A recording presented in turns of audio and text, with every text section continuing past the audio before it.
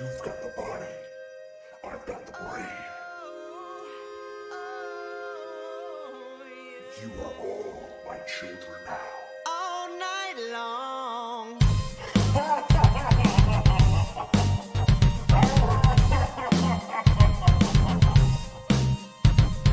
Hold me, baby, drive me crazy, touch me all night long. Make me love you, kiss and hug you, touch me all night long. Hold me, baby, drive me crazy, touch me all night long. Make me love you, kiss and hug you, touch me all night long. You're my kind of man, baby, you're so hot.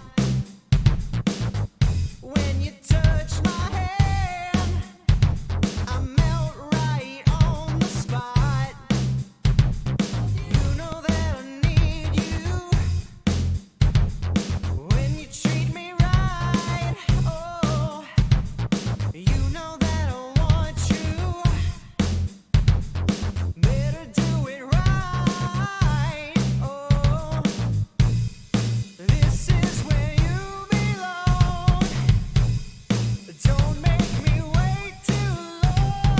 Hold me, baby, drive me crazy, touch me all night long.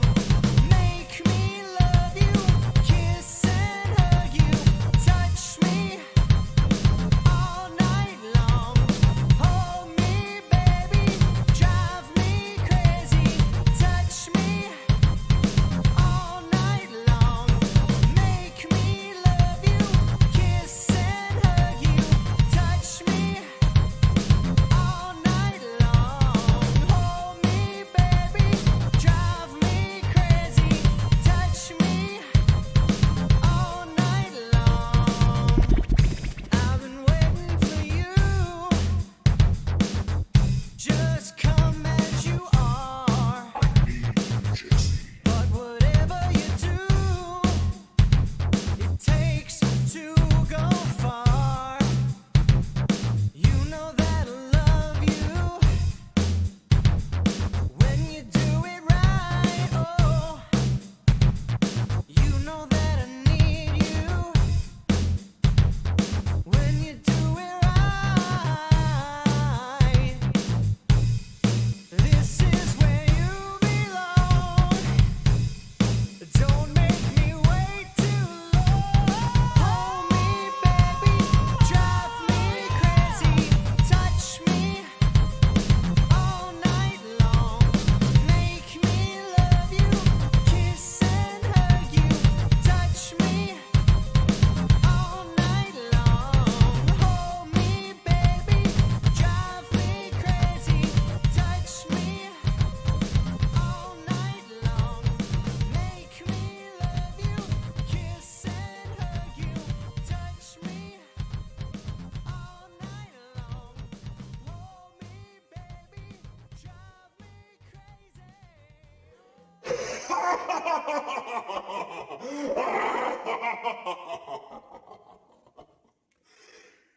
You are all my children now.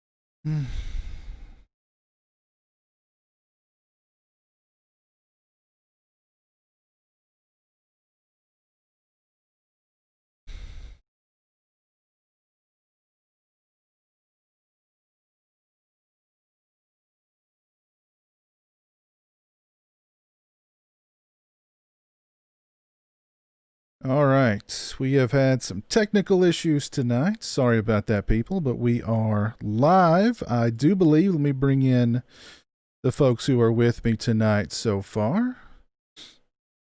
I have got Lauren. What's up, Lauren? How's it going? It is wonderful, but I was actually enjoying the technical problems. It was going to make for a fascinating show. Yeah, it was going to make for a fascinating show. I have no idea, like, what on earth happened. But, yeah, so always love those technical issues. But Lauren is with me tonight. Let's see who else is in the green room so far. We've got the steak sauce. Steak sauce, what's cracking? Hey, buddies. You doing all right? Oh, nope. No, I'm not. Alexandra's late with my coffee. And can we listen real quick? Uber Eats, stop sending people on bicycles. It's ridiculous. Uber Eats, I hope you heard that. You take I think everyone in the organization heard that. Take that under advisement. That's also, next time you have physical difficulties, could you throw a screen up on the YouTube page there? Just, either this one here, go, I don't know, or if you want to do one of your own, that would be cool. But yeah, again, I just don't know. Yeah. Let's see. We've also got Al with us. Al, what's up? Hey guys, what's going on? How's it going with you tonight? What are we drinking tonight, there, Al? Yingling, black and tan. Oh, Yingling is some good stuff. I do like me a Yingling every now and again. Yeah, me too. All right, good stuff, man. Where do they make that? Let's see. I don't know. I know it's imported. It's not very imported. Yeah, that's not. That's as much as I know. I think it's imported. I don't know. No, I think that was the one of or Heineken. I'm thinking about. I don't know. Yeah, Heineken's imported. Heineken is imported. Yes, that is true. From the sewers of France. If it does the job, hey. Is it Yingling one of the go-to beers for the angry video game nerd? Rolling Rock, obviously being the first, but Rolling Rock is good too. All I've ever seen him drink is Rolling Rock. Yeah, he switched for a while. I think he had some kind of beef with Rolling Rock. I don't know. I should have got an IPA like Ryo yesterday. I might have just made that all up. Let me give some shout outs here to the viewers who are watching along. We have got the White Trash Jedi, Lost Cunningham, Aiden Vavra, Brian Trash, Jess Graham, Lost Cunningham. Oh, I've already mentioned Lost Cunningham. My buddy Keith, Captain Halloween. What's up, man? Aaron Lewis, what's up? LC's worth a double shout out. He is. Peyton Patron. Robert Long. Hello, Robert. We've got Dude in the chat. Dark Anubis is also with us. Just Dude. That's it. Just Dude. Dude. Steak. Dude. Where's your coffee, man? Don't get me started. Alexandra, she's not coming back, man. She took her coffee. After what happened last time to Alexandra, I don't think she's coming back. See, I don't know who Alexandra is. Is that your coffee winch or something? It is my coffee winch. Okay. I've been up for 46 minutes. 5 days, dude. You've been up for 5 days. It's a new record for you. Usually you cut out around 30 minutes. Because I have to actually go into work after this because one of our new guys had his appendix burst over the weekend. That's you know what? And Quitter. Yeah, that's what I said. Because they're not even doing surgery. Control your goddamn internal organs, man. Listen, I've never had my appendix burst. So I think I was close to having it. Hurts. I never had it, but I know people that had it. It's very unpleasant. I think you have an appendix. They switched all his blood out, so he's fine. He can come all of it? Enough of it. Did you replace it with pig's blood? I wish they would have. Let's see. Lost Cunningham is very appreciative of those two shout outs. Joe Reese, what's up, Joe? Silver Tim's Shamrock amazing. 83. Yeah. He is. Yeah, shout out to Tim. Well, I'm not going to call him and Tim. It's Lost Cunningham, but yes. We've also got the well, strange I call Tennessean him. here tonight, and we've just added Oh, Aaron Lewis and Jess. Can you guys hear me okay? Yeah, I can hear you, man. Loud and clear. shout louder. We can't hear you. Shout it out loud. All right, there. Well, hey, this is the Patron show. This is all about you guys, what you guys want to talk about, and so what's on your guys' minds tonight? Have you seen any good movies lately, or if you guys ran out and pre-purchased those new Xboxes and PlayStations? I bought 2 PlayStations. Did you really? No, I'm a liar. No. I didn't buy anything, but I watched it like 5 movies between yesterday and now. Whoa. 976 Evil for the first time. Oh, Good one. It's fun. The cat that's in Fright Night is Stephen Jeffries. yeah, he really makes that movie. Yeah, he does. He's so much fun. What else did I watch? I watched The Mangler. Ah, And then after that, Piz, I watched your review of it, and I just don't agree. Like, there's so much shit in that movie that should make it fantastic, and it just every turn is a wrong one, and it's awful. Like, Robert Englund could be a hammy actor, and that's kind of what it's kind of what people like about him. But this is just hammy in a bad way. He took a bite out of the planet, let alone the scenery. Yeah. we'll just have to agree to disagree on that one. But I love me some Mangler. No. I mean, at first it was kind of funny, but like maybe if it was like one scene where he just kind of like the beginning when he's just like shouting as the main chick there gets her hand cut, like he's just like, damn hell darn, like something like that, and that was funny. But after that, it's like, oh, it's too much of this. Event Horizon is the one I just finished. Is it a first time watch? That was a first time watch. It's fun. It's a good one. The effects don't, like the CGI, like all the floating shit doesn't really hold up. Yeah, no. I'm like, oh, this is bad. But I'll say this, like the from space camera view, of the ship doesn't look any worse than Jason X. Well, Just angling for a fight. even Sounds back fucking Every movie. I'm looking for something. even God back damn it. when I'm in my coffee. even back when Event Horizon was first coming out, that CGI didn't look good even then. No, So, I was 5, so I would have assumed that they actually were in space. but yeah, it's a fun movie. Hellraiser, it's they did Hellraiser in space right. Yeah. So, I feel like there's another one, but I can't remember. So we'll go with that. okay, very cool. I'm going to revisit a bunch of movies, but I seen a movie. I told Lauren about this 2 weeks ago. You would probably like it. I recommend everybody watch it. It's free on YouTube. It came out in 1983. It's called American Nightmare. It's a pretty good movie. A lot of nudity, but it's like whodunit type of twist, and has like a real giallo feel to it. So look it up. American Nightmare, 1983. Oh, It's a 83. good Misfits song too. It's the name of a great documentary about the horror genre also. Yeah. We've got Brad Frazier's just joined. Brad, what's up? Hey, what's up, man? How you doing, buddy? Pretty good. How about you? Doing good. Thanks for joining us tonight, man. No problem. Just thought I'd drop by and say what's up. Oh, you seen any good movies lately, dude? I bought the Scorpion releasing Gates of Hell on your recommendation, and I checked it out a couple of nights ago. It's pretty cool. I enjoyed it. That's my favorite Fulci. Yeah, it was cool. Yeah. Cool flick. Yeah, right on, man. Very cool. Very cool. The last movie was Urban Legend. Okay.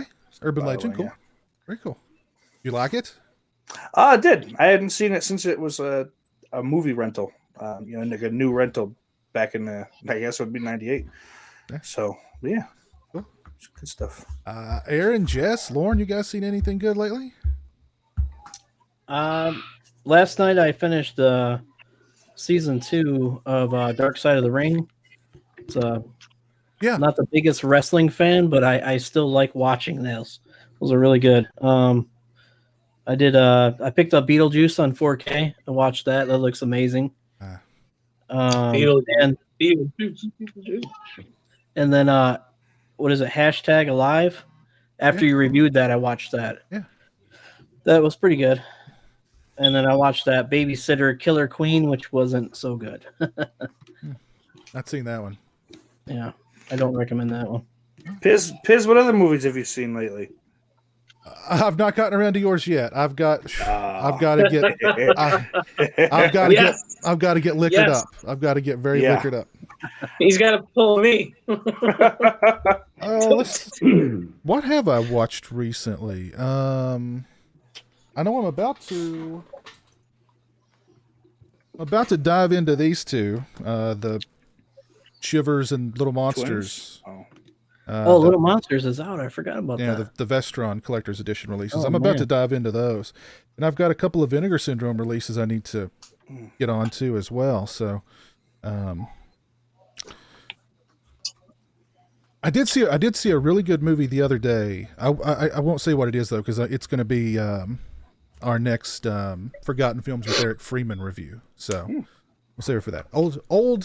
It's older neo-noirish kind of crime thriller. Live and Die in L.A. No, I love that movie, but it's not it. So it's a little older than Live and Die in L.A. Chinatown. But this one, it's inspired. You've all seen the movies that it's inspired, I'm sure. Baby Driver, Drive. We'll try to get that review out here very soon. You're not going to tell me if I guess it right, are you? It's just going to play coy. Well, Piz is actually it's something inside. Is him. it Bullet? He has to let it out. It's not Bullet, but it's kind of close. Not Bullet, but it's kind of close. I love Bullet. I could watch Bullet right now. I like Bullet too. It's been a few years since I've seen it, but I do like It's it. a boring as hell film that I love so much. I like it. The car chase is great, but like there's a whole lot of nothing around it, and I love all the nothing. Love it. Steaks. We got Uber Eats. She's on her way on her bicycle. A girl is going to deliver coffee on a bicycle, and he's complaining. Think about that for a while. Goodness gracious. Imagine if it was December in Buffalo. I think I may agree with you, Aiden. Drive 2011 is my favorite film of the decade. It's right up there. I love that movie so much.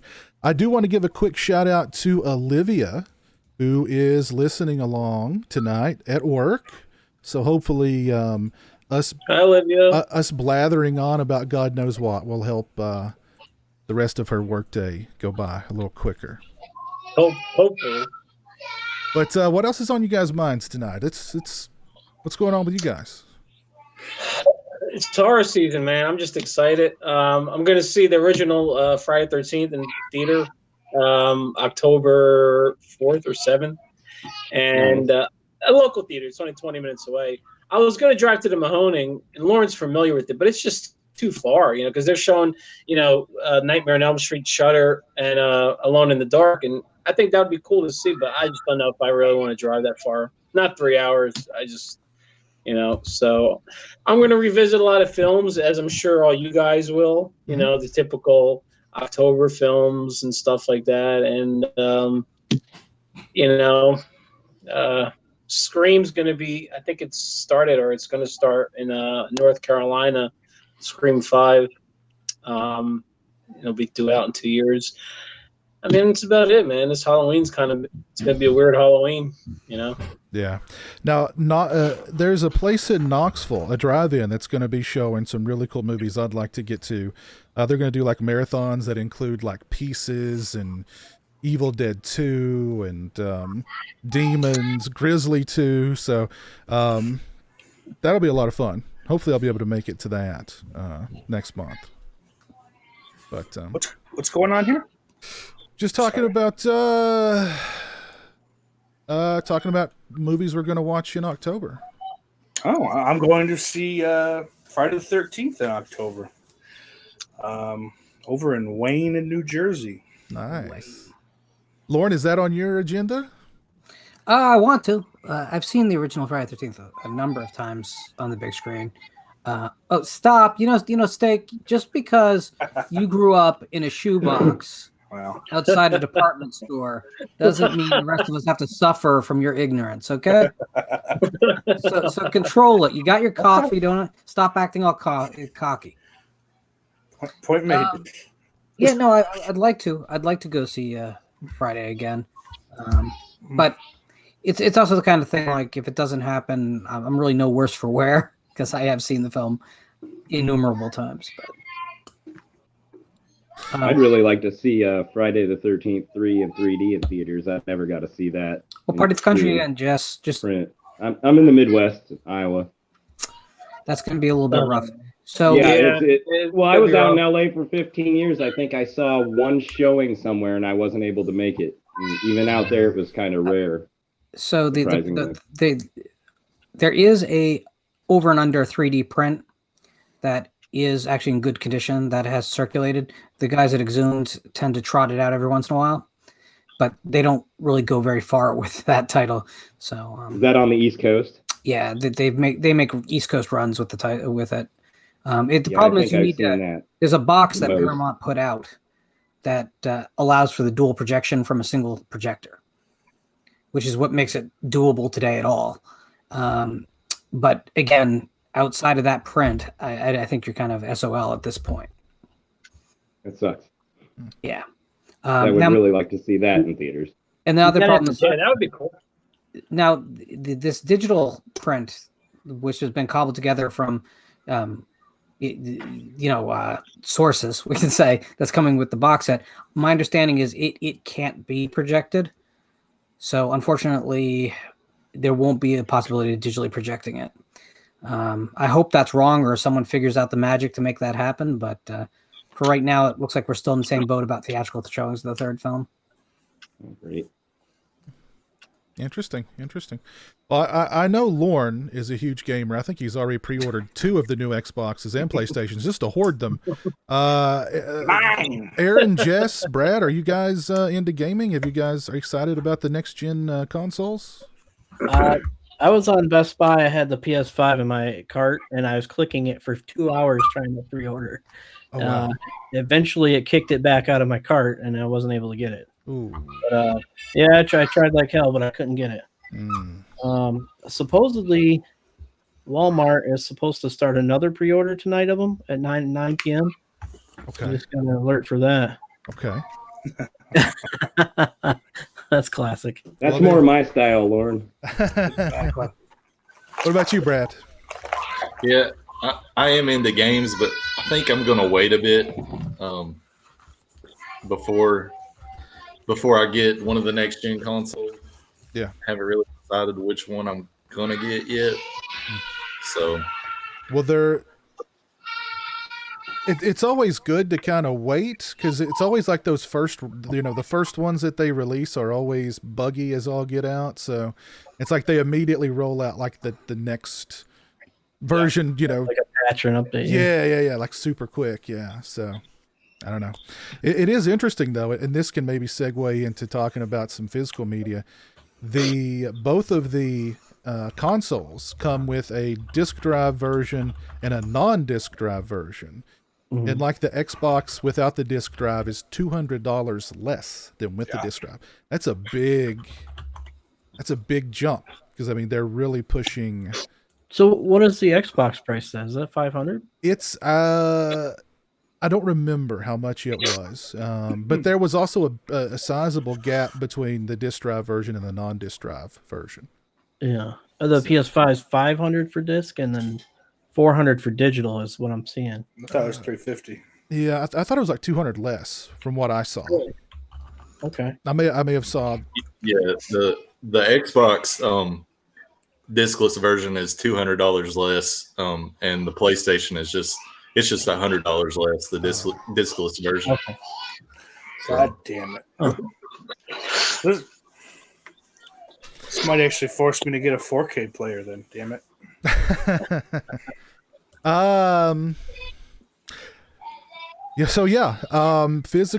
media, even in the gaming universe. Actually, I think physical media is far closer in the gaming universe to being obsolete than in the movie world. Oh yeah. I haven't bought a game in like 3 years. It's already there for PC, pretty much. I mean, you got Steam and all these other clients that it's all digital now. Even when you go to the store, you don't get a disc. Yeah.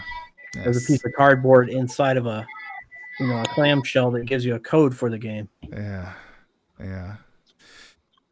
I hate that because I like having the discs, because if the game sucks, I can just turn around and sell the disc. Yeah, but now it's like you buy the thing digitally, you're stuck with it forever. Yeah. I'm the type of person who'll play through it too. I'll finish it and I'll never touch it again. Yeah. So it's nice to trade, if your friends want to borrow it, or if you want to borrow it from them, try it out before you buy it. Yeah. And then games are going to go up. I guess the Sony exclusives will be 70 now. Yeah. Well, see, 60s. the new Call of Duty game is going to be 70, and that's going to set the bar for all new games going. But everything in the new world post COVID, whatever that's going to look like, everything's going up. Forget about it. Everything's going up. Yeah. Forget about it. Forget about it. I was looking at stuff in Spirit Halloween the other day, and there was a mask in there that last year I knew was like less than $10. This year it's $18. Same mask, just put in a box for a year, and they marked it up to $18 this year. And everything else in there's been marked up too. So I mean, the new world post COVID, everything's going up. There's no doubt about it. But I'm gonna start breathing in old people's air because I ain't gonna deal with that shit. I have this creepy image of Sauce actually bending over a sleeping old person to steal their breath directly out of their mouth. Hey, I learned it from my cat, man. What do you want me to say? Cat's eye. No one minds when the cat does it, though. Horror Fan for Life asks if I'm a fan of the Resident Evil games and films. I like a couple of the Resident Evil films. I was never a big fan of the games. So You like the films? I like 2 of the movies. Okay, I guess that's. I'll give you that. I like Okay. the first one, and I like maybe it's called Afterlife. It's like the 4th one or 5th one. I don't remember.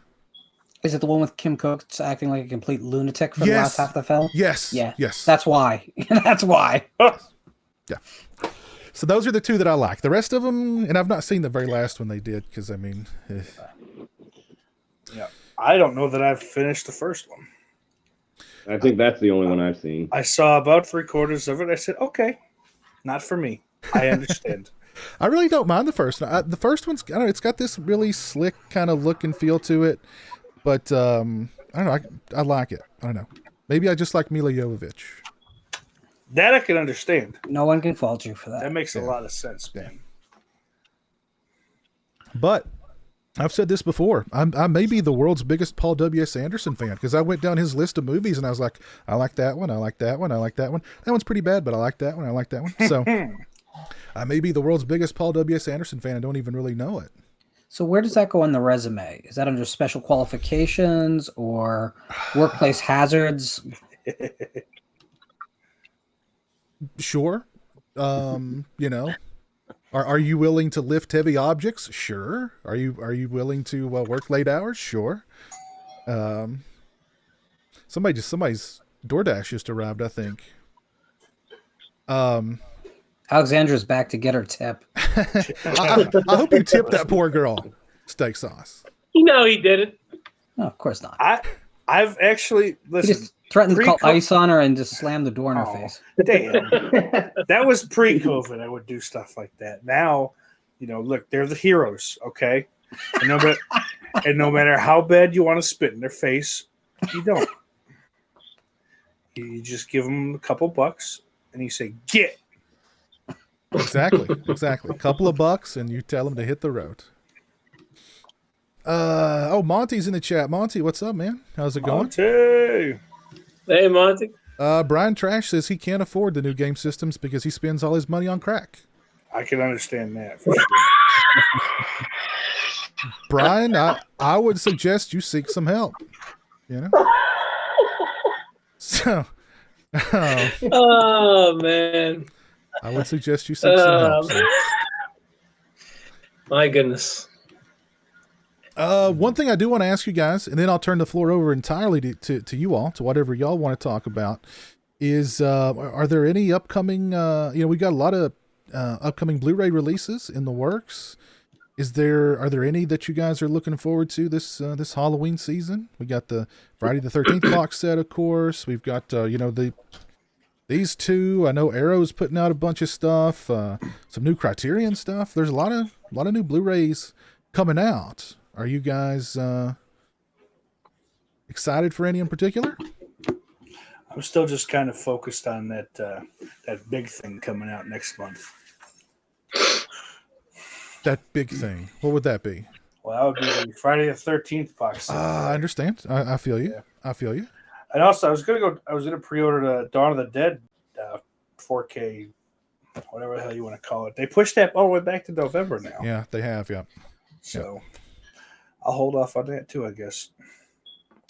I've got it pre-ordered, but they keep pushing it back and pushing it back. So I mean, hopefully, sometime before the end of this year, it'll arrive. That's what I was planning on watching the box set for the week of October around Halloween for Friday the 13th. Obviously, I'm talking about, but I'm anticipating that, and obviously Dawn of the Dead. Yeah, Dawn of the Dead.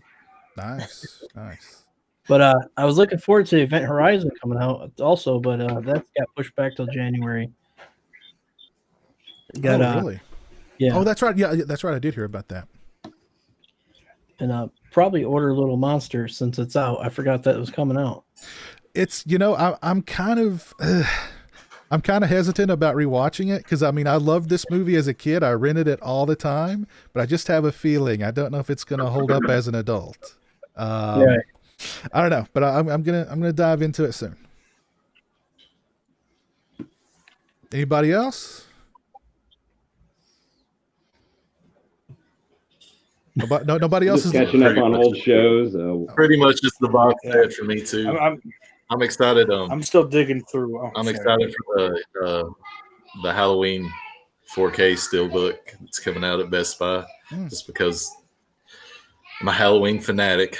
It's my favorite movie, so I'm excited for that steelbook. It looks pretty cool. I picked up Little Monsters and Shivers yesterday also. Cool. And I've actually never seen either one. I haven't seen Little Monsters either. I remember always seeing the VHS case at the video store, but I've never seen it, so I'm excited to watch it. Yeah, Shivers is really good. I can't. My memories of Little Monsters is that it's good, but I hope they hold up. A lot of people in the chat are saying they're not going to hold up, unfortunately. But yeah, I don't think Little Monster's going to hold up. I saw it. I want to say I saw it about 5 years ago. It wasn't the same as I remember it being as a kid, but I don't know. So Shivers is pretty cool. Little Monsters, that's got that hack comedian with the game show in it, right? Carrot Top? No, the other one. the one with the game show. Howie Mandel. Yeah. Awful. All right, well, I'll skip I don't that think one. that's going to hold up. Killer Cutie says it still holds up for them, so maybe, I don't know. They sound like a liar, frankly. Gosh, Monty says he's all due respect. Monty says he's just picked up the Body Parts Shot Factory release, and he likes it. Yeah, that is a good release. What about you, Lauren? Lauren, you're muted. Have I muted you?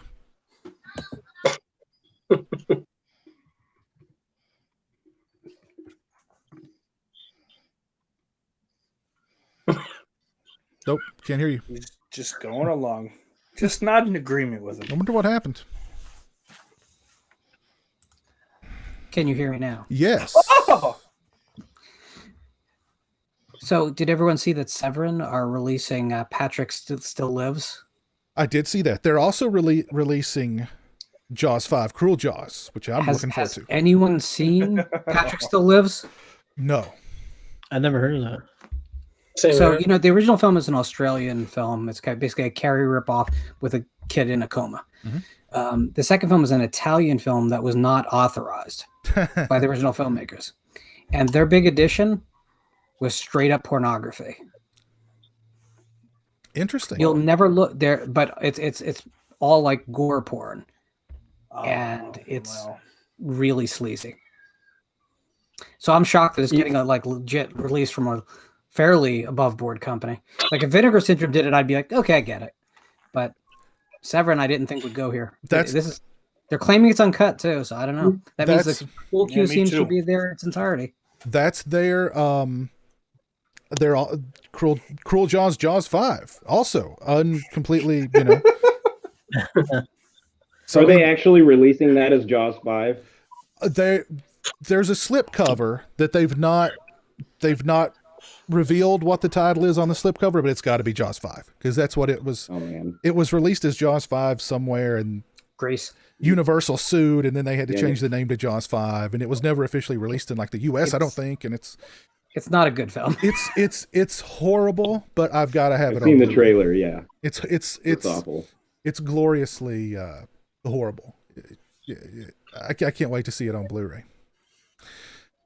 I may have to pick up that Patrick sequel if it's that shocking.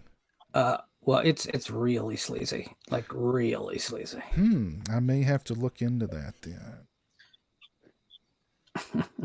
Gypsy Warrior asks an interesting question. What direction do you think the Halloween franchise will go in after Halloween ends? Well, I'll address that, but that reminded me, I had a dream last night. No. I had a dream last night that I watched Halloween Kills, and I absolutely hated it. Like it angered me to the point of violence. This was my dream last night, watching Halloween Kills, and like it was so bad that it drove me so insane. Like I was so angry at this movie. Starting to sound like steak sauce. And I woke up. What are you talking about? I woke up and it really felt like I'd watched the movie and it was really bad and I was just mad at the movie. I had almost like a Rob Zombie's Halloween PTSD thing going on. It was really weird. True. It was really weird. That the premise for the one after Halloween Kills? Somebody who hates the movie so bad. That should be it. Free. That's it.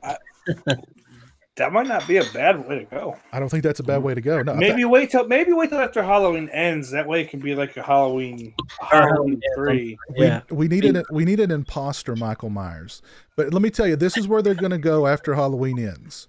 They're going to wait 3 to 5 years and they're going to reboot it again and they're going to say that Halloween 2018, Halloween Kills and Halloween Ends didn't exist. They're going to retcon those. Yeah. So that's what I think they'll just get a straight remake. A rebate. Well, I'm still waiting for my rebate.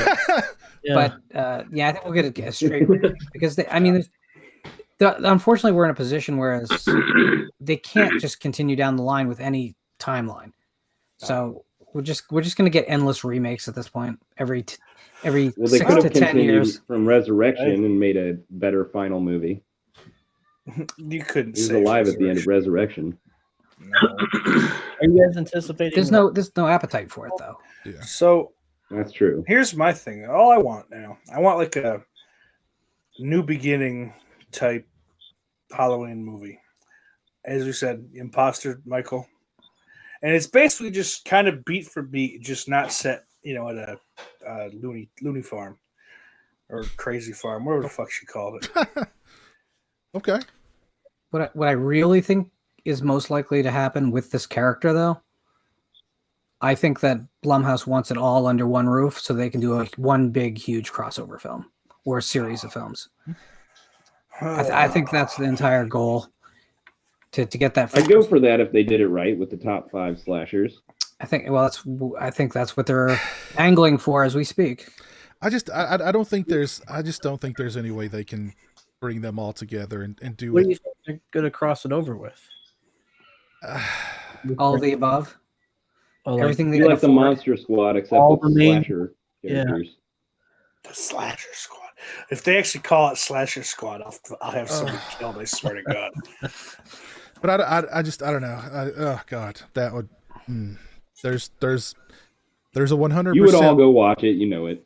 There's a 100% possible. The possibility is 100% that it will be awful.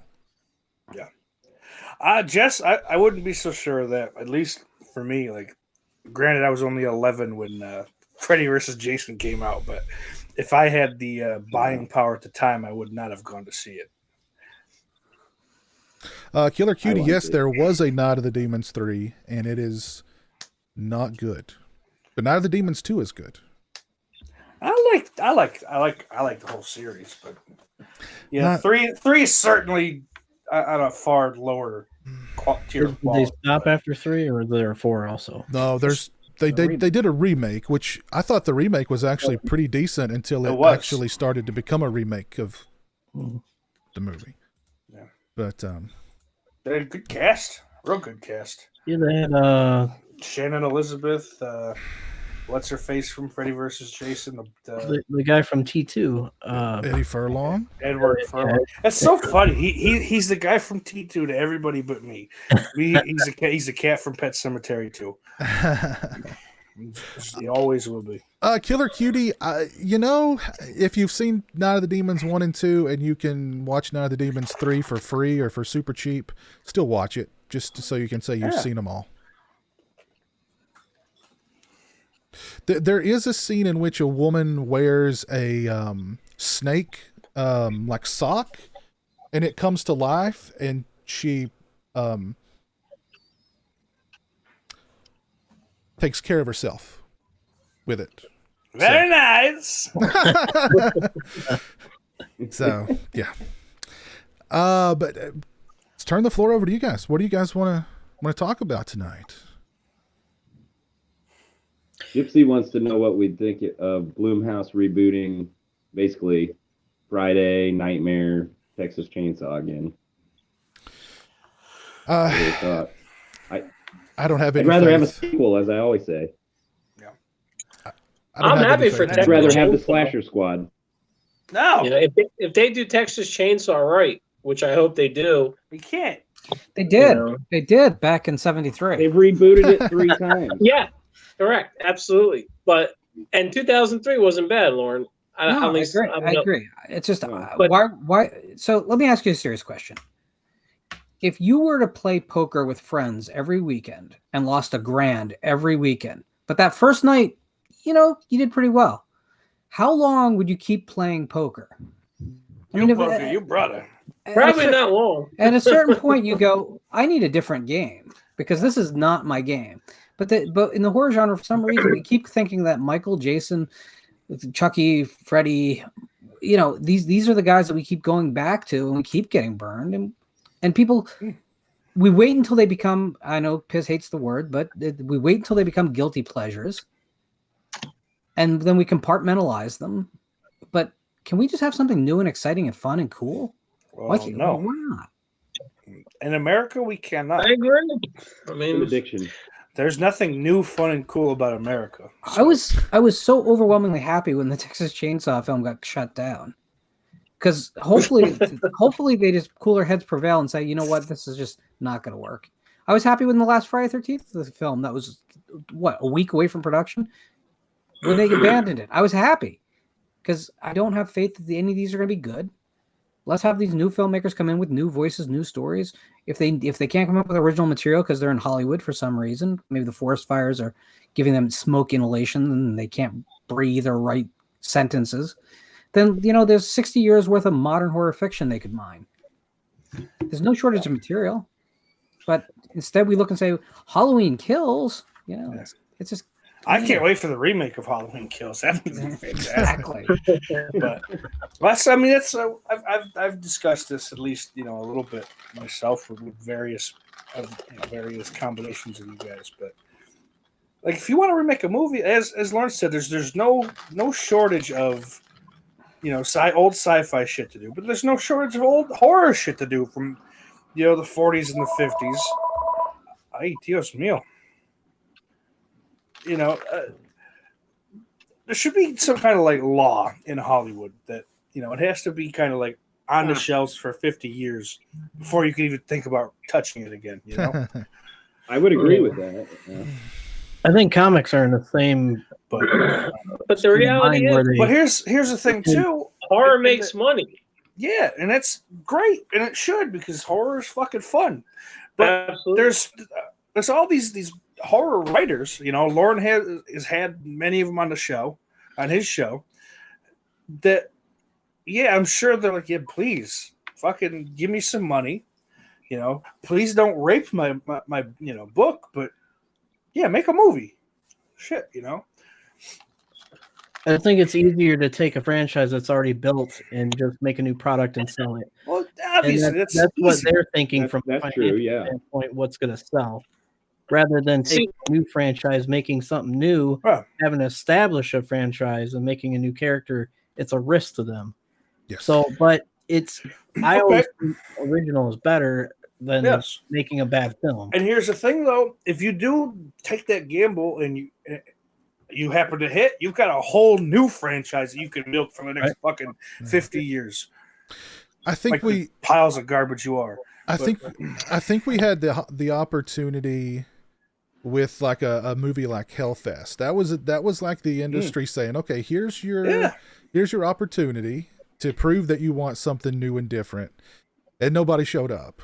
But then when Halloween 2018 came out, everybody showed up. So that tells the industry, okay, so they just want the same thing over and over again with the same old familiar faces. Well, I'm gotta admit, I enjoy having something fresh with like Michael Myers or Jason or Freddy if it's good. But I'm also down for some good new material as well. I mean, as far as those, the kind of the classic slashers, I don't even care. I don't want a remake. Just give me a sequel. That's me too, Steak. Right on, Don't, 100%. But a good sequel. But make it good.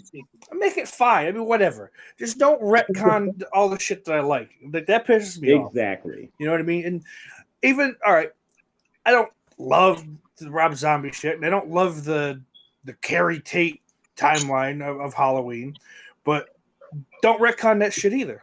Work it in. Mm-hmm. It's not that hard. If you have any, if you're worth your salt at all as a writer, you can, at least make a half-ass attempt to blend it all together.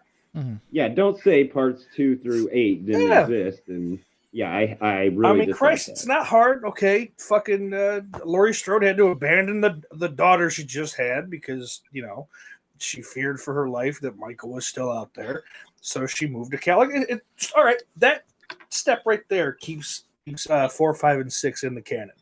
Exactly. It's you don't simple. you don't even have to address the others that are bad to you. No, just don't, like you said, retcon them. Don't say no. Say they didn't happen. Yeah, I think there's enough room for both. We can still have the occasional franchise movie, but that seems to be all that we get. Right. I mean, there's enough room for both. agreed. Yes, a horror fan for life. The Texas Chainsaw Massacre reboot or whatever it was, they halted production on it after 3 days because they started back up. So they have started back up.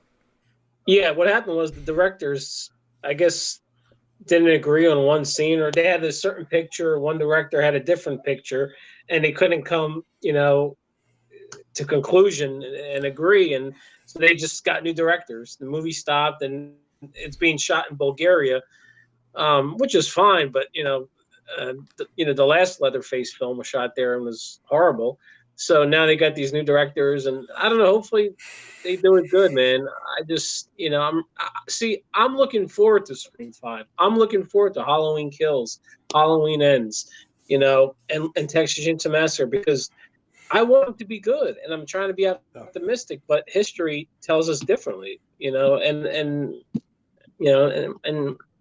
it's just, I don't know, I mean, I have no doubt I'll go to see Halloween Kills in the theater. Of course. Probably Yeah, opening night, with my buddies from Philly and West New Jersey. But me and Lauren. Of course. And of course I'll have a great time. But just like with Halloween 2018, I just hope it's good. I want it to be good. I'll think about it more and more. It's just, All right. I want it to be good. Let's leave that don't make it too Hollywood. Don't make it, no jokes, no kids running around. Make it, look in the closet, let's make it serious. Let's make it, the tone, the feel. For example, I used to hate Texas Chainsaw Massacre 2003, but I loved it when I seen it. But I'm like, you know what? Maybe I don't like it. But after seeing, The one that came out after that, the beginning, which wasn't bad, but still That was awful. not the same. Yeah, No. yeah. And after seeing 3D and Leatherface, I'm like, you know what? Texas Chainsaw Massacre 2003 was actually a pretty damn good, It's a reboot. solid remake. Well, let's It is not a pretend solid that remake. Texas Chainsaw 3D Like the feel of it, the wasn't tone. better. But I think there was Texas Chainsaw 3D had a different hurdle to cross It was than too the remake did. Hollywood. Like you cast Trey Songz. It's like casting Buster Rhymes. No offense to them. I say listen, that no, it's not. It's not the same. It's not the I same. mean, To me, the reason I like Texas Chainsaw 3D is we finally got a different story. We finally got some different texture. Because how long were we just going to get variations on the first or second film? Mhm. I mean, the film called Leatherface Texas Chainsaw Massacre Part 3, the reason I rank it near the bottom, if not at the bottom, is because it's just such a transparent attempt to just do greatest hits of what came before. That's a more corporate film than Texas Chainsaw 3D. Yeah. Texas Chainsaw 3D turns a mass murderer into an anti-hero. I'm down for that. Is it cheesy? You better believe it is, in all the ways that direct-to-video films in the early 90s were. And what kind of hypocrites are we if we don't say we love that, right? So all of those remarks out of Lauren there sound eerily similar to the remarks of people that like Dream Warriors. Whoa. I love Whoa. Dream Warriors. I mean, part two is my favorite, but I just love Dream Warriors. I think Dream Warriors was a tonal shift in the wrong direction, in my opinion. That's what I dislike about Dream Warriors. Is it starts it took this. The first film was a legitimately scary film. The second one was just a big awkward experience, and then the third film decides it's going to be a sitcom, and that's where it just lost me. For people who like comedies, it's fine. But I don't know that 3 was the sitcom one, but it's the beginning of that. it's the beginning, but it's not there. It's still good. Now 4, if you want to shit on 4, by all means. And I 4 wasn't love that bad. 4. I love 4. But I'm also not really going to defend it too hard. I I thought 5 I was grew good. up with it. No. I don't know what you could. I don't know what you think is awkward about part 2. I mean, I don't even. It's just like kissing a boy. What's wrong with that? There's a lot wrong with that if you're a man. Oh, Jesus. Massively depends on the boy. Let's not go there. Well, I mean, hey, if they look anything like Jesse or Grady, you're doing all right.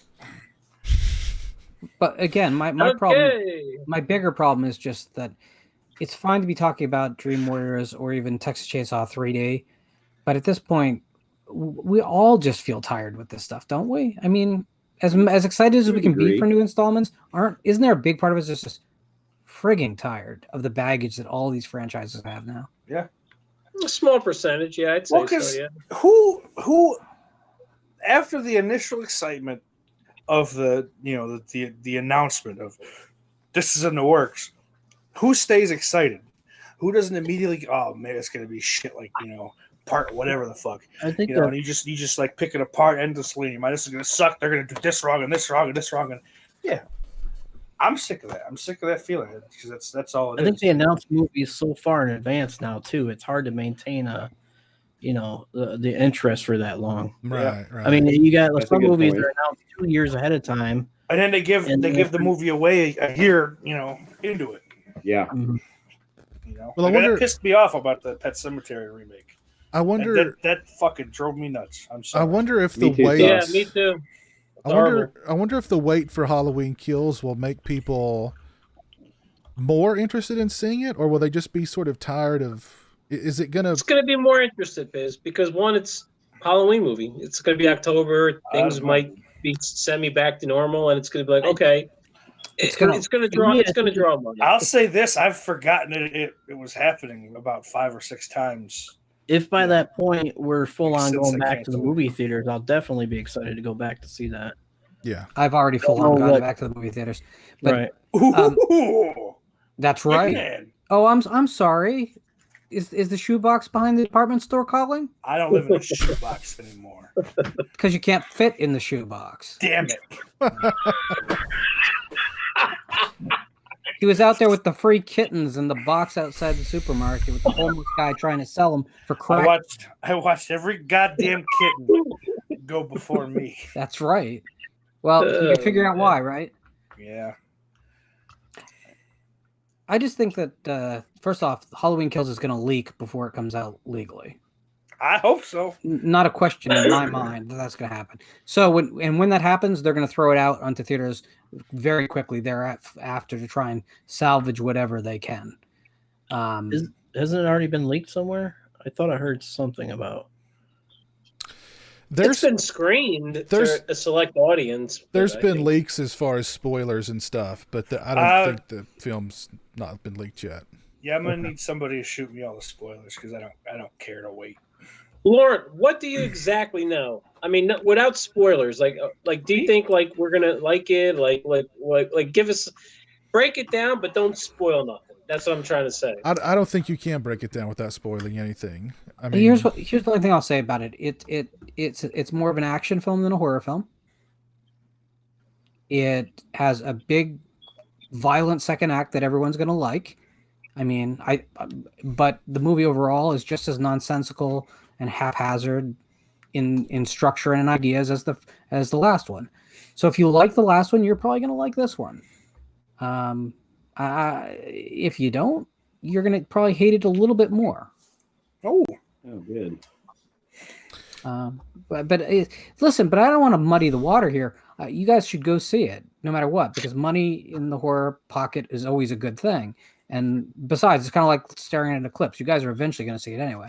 Yeah. Well, but honestly, that's America nowadays. We need to put our energy Staring at behind an eclipse. stuff that we're actually excited about, like for legitimate reasons, not just 40 years ago, I loved this movie, so now I like the new. I'm excited about the new version. Oh, yeah. We should be. Well, it's never going to happen because of the last Halloween film. But fucking stupid. We should be celebrating something like the release of Saint Maud, which has the opportunity to continue A24's perfect streak of producing horror films that matter. You know, they're on some Goldberg shit, huh? Absolutely. John, I gotta go. Johnny, how's it going, buddy? Pretty good. How's everybody doing tonight? Doing good, man. Doing good. It's Jeff. I want to add one thing on to what Lauren was saying about if you want to support a movie, you need to go see it and pay for it. And if you want to support physical media, you need to pay for it too. Just today, I dropped $31 on the new Death Wish 3 Blu-ray, which is a little high. It's at the very high end of what I'm willing to pay for like a non, collector's edition kind of thing. But I love that movie. Yeah. And it's got a new transfer. It's got a couple of extras on there.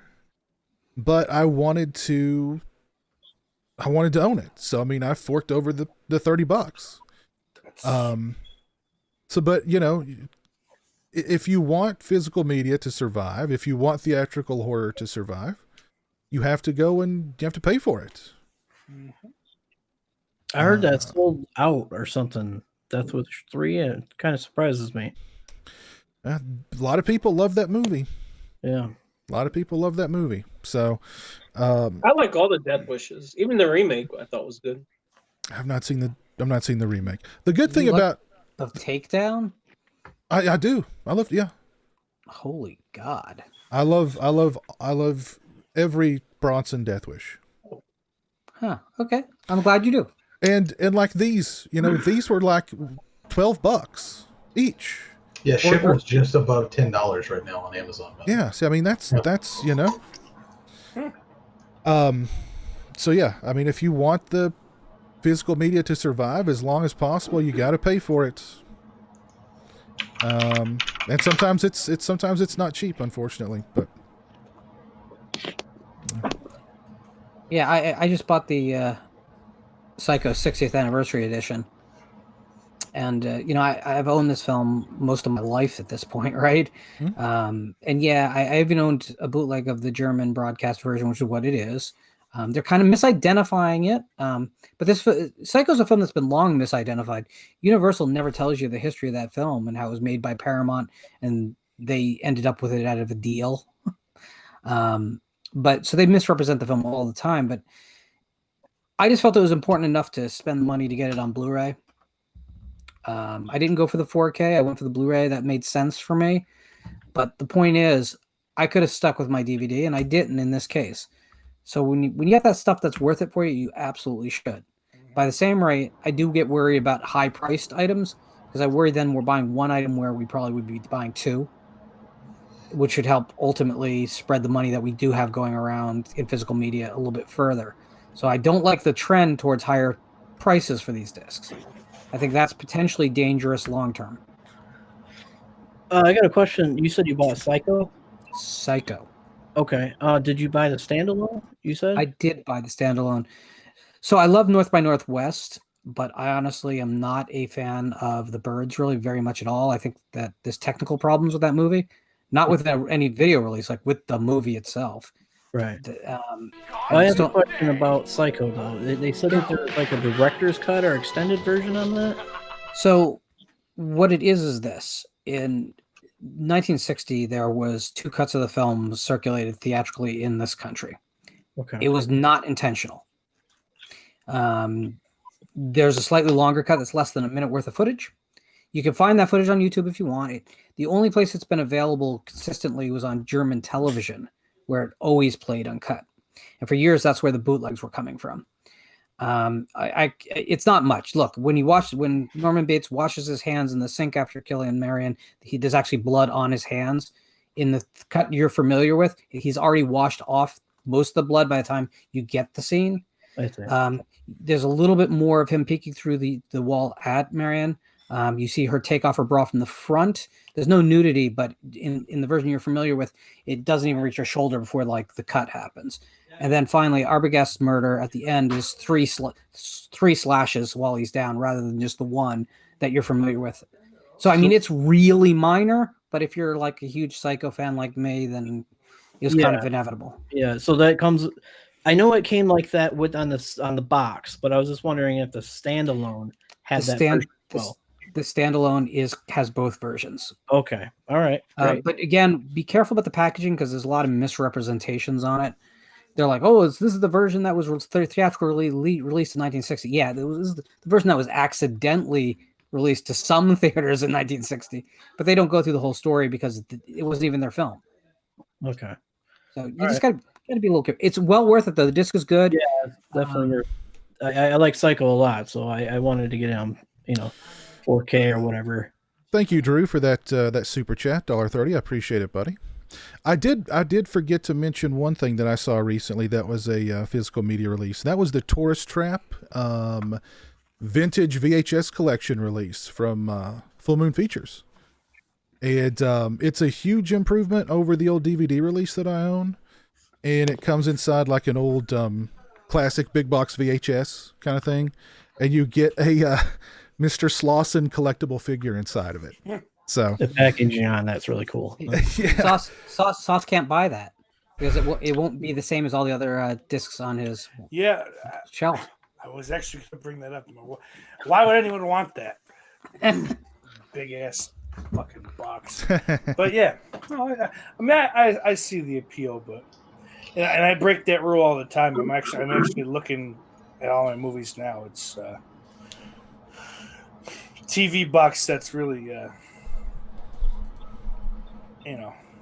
ruin that whole aesthetic. Well, the Friday the 13th box set looks huge. When that thing comes out, that's not going to be a big deal because that's just like a box around normal size. He'll make room. He'll make room for that. He'll make room for that. But Lauren and everybody, what do you think of the Psycho sequels? Do you own those, Lauren? I was actually going to bring those up. The second film is really important film to me. This Psycho 2 is I do not think it's as good a film as the first, but I think it does the impossible, which is it's a worthy follow-up to one of the best films ever made. There's very little I would change about it at all. Maybe it might have a little bit of a pacing issue at points, but other than that, it's a really great film, way better than anyone could have ever expected.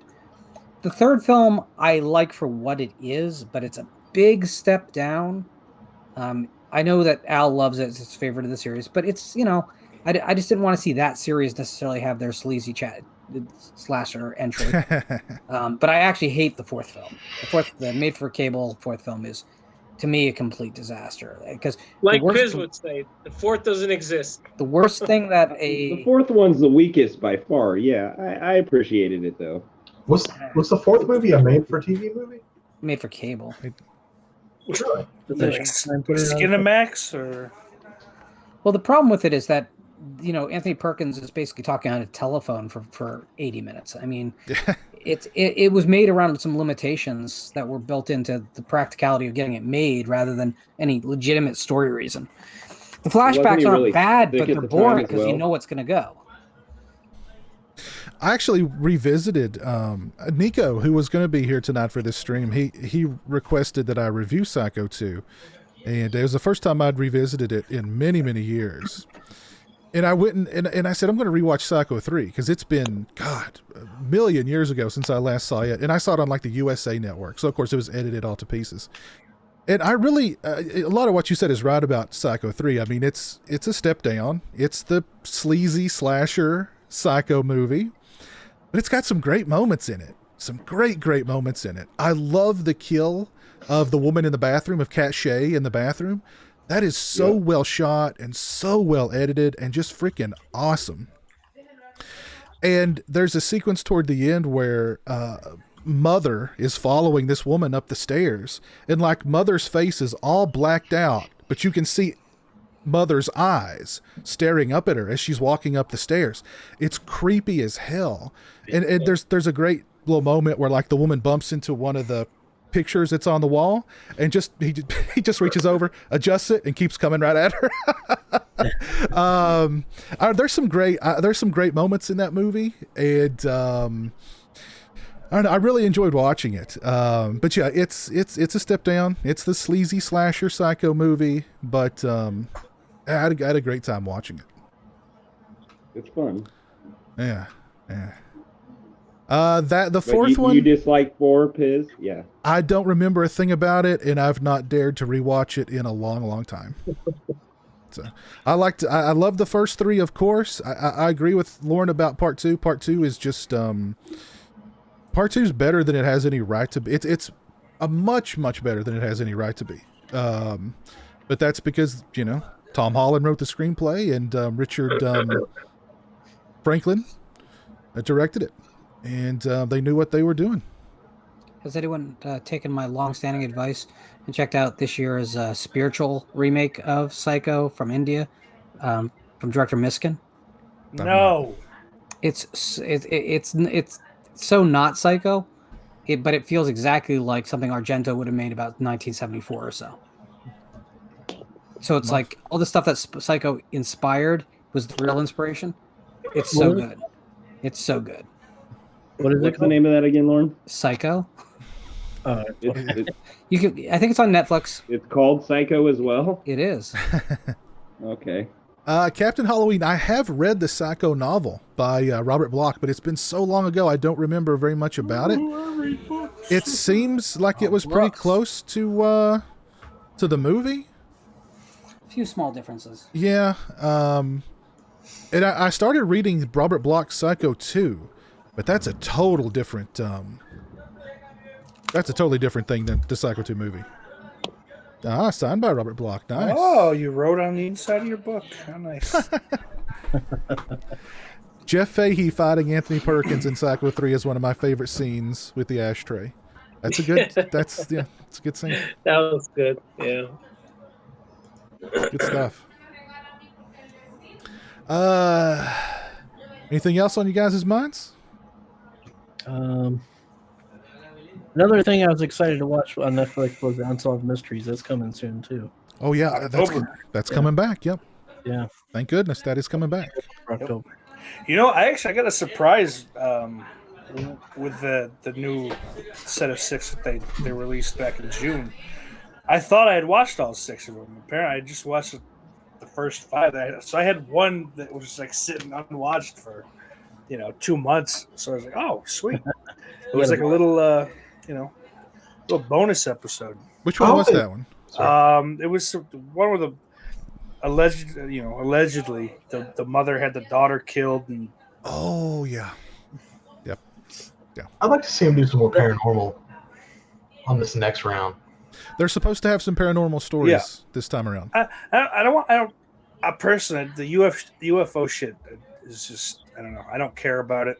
It's not that I don't believe. It's just it's not interesting for the most part, But give me some ghost shit, ghosts on a ship, whatever, People walking behind you, you turn around, there's no one there, shit like that. Ghost Ship's coming out on Blu-ray very soon.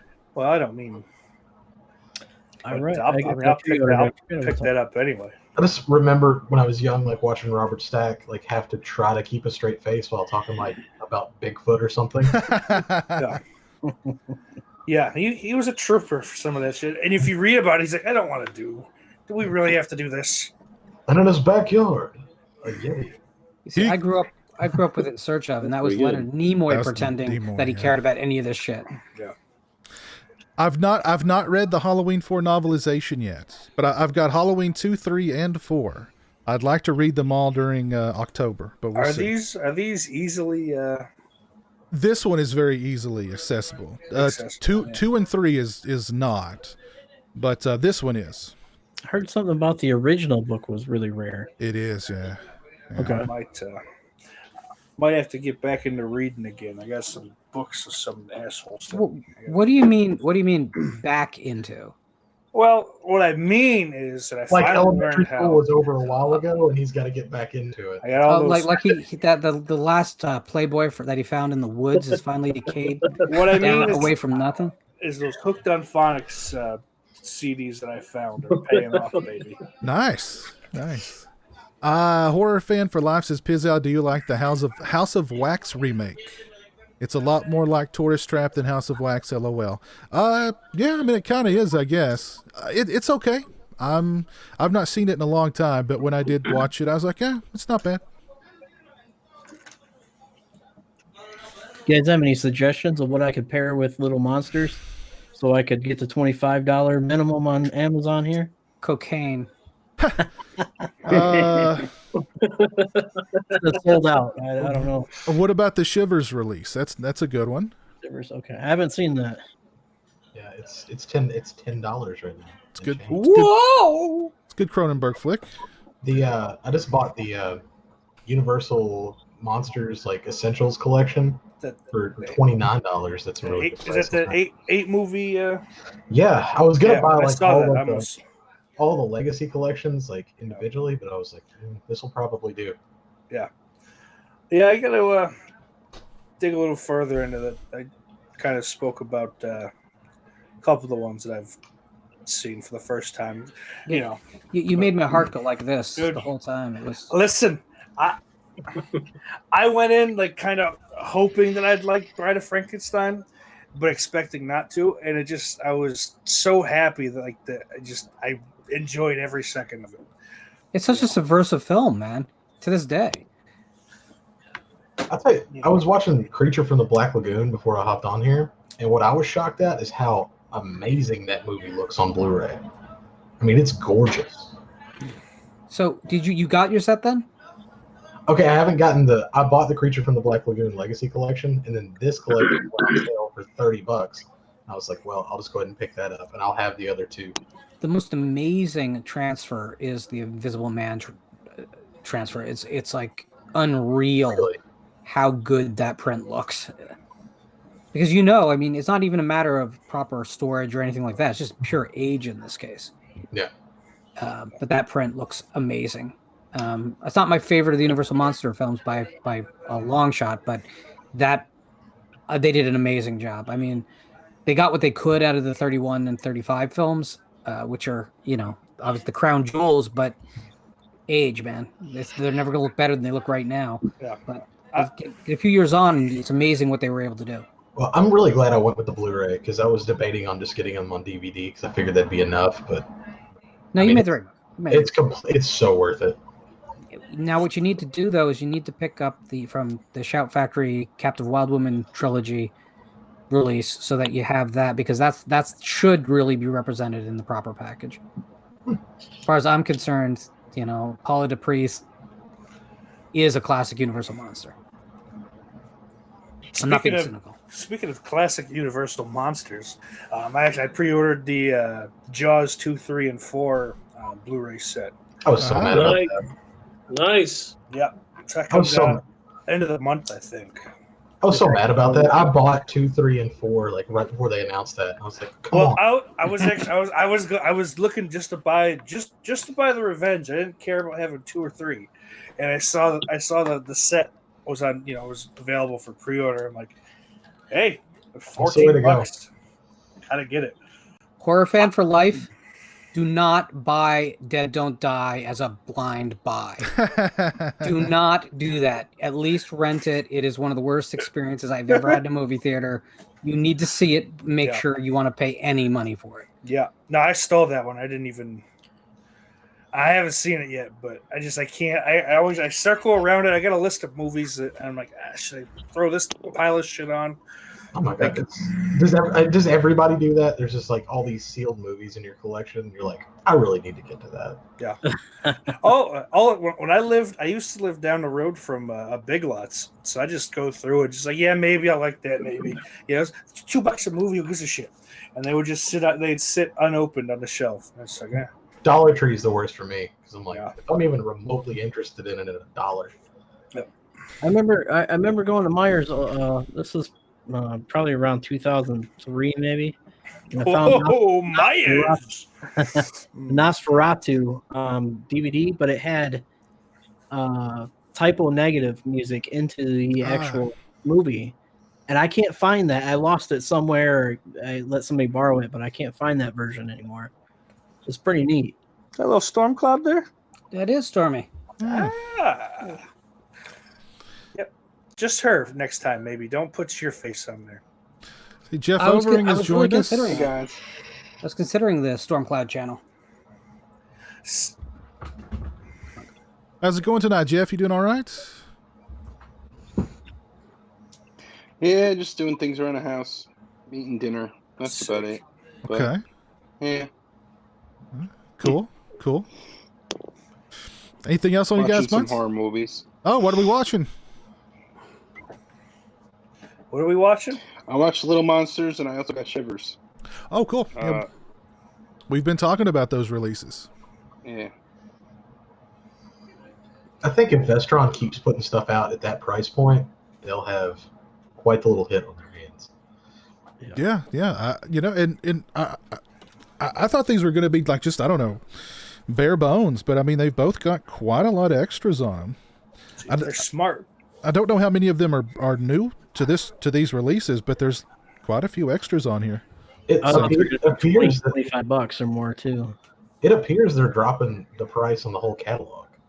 I was going through on Amazon, and there's a lot of stuff that's like sub $15. Wow. Yeah.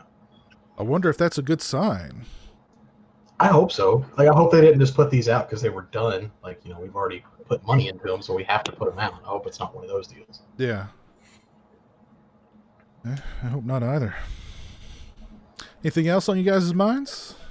How great is Jaws: The Revenge? I love it. Not very. I like it. I thought it was good. It had its good moments, and Listen, it's so much better than Jaws 3. Granted, Jaws 3 is a very low bar, but it skyrockets over it. It's so all right. Obviously, there's like the continuity errors that everyone picks on. With Michael Caine just being soaking wet in one scene and then bone dry the next. But it's fun. Like, Lance Guest is great. I'm always excited to see Lance Guest in a movie. You're a little bit too excited to see Lance Guest. All right, and so what? Don't make me a bad guy. There's plenty of other Looks things. like it's better than Jaws 5. I can't speak to that yet. Jaws 5 is pretty good. I give me Jaws 4 all day over Jaws 3. Yeah, me Yeah. too. Okay. Me too. I'll say Jaws 2 is almost as good. I mean, there's no reason really for Jaws 2 to exist other than to make money, like story wise, but it's almost Jaws 2 it's is almost great. just as well done as the first, you know. I've always really liked Jaws too. I love Jaws 2. You know, I don't think I've ever seen 3 or 4. Don't Not watch this 3. much. Literally don't bother worth with the 3. watch. I've seen bits of it. Three's I saw not the too shark bad. I mean, in 3D coming toward the screen. That's what I remember. If he watches 3, he may appreciate 4 more. You know what? That's true. So go ahead and watch 3. Yeah, You go watch ahead. it you're Friday right. night. You watch The it. It's a Farsi popcorn. story is Listen, very Jaws sad. Jaws 2 is my Jaws, and that's the end of it. Everything that came later, I own, and I think I own because I like giant fish movies. But Sure. they don't Giant compare. fish Jaws 2 is the jam, definitely. The thing about Jaws 4, you have to go into that movie with an open mind because you're supposed to believe that fish are very vengeful creatures. Yeah. And that Well, they will swim hundreds, if not thousands of miles to get their vengeance. They will go against to be- the laws of nature. To be Yes. completely fair, they did put that in the title. Jaws the Revenge. And also, I mean, the ending, I guess, from what I was reading, there are 2 different endings. One, the fucking, what the hell, Mario Van Peebles. Yes.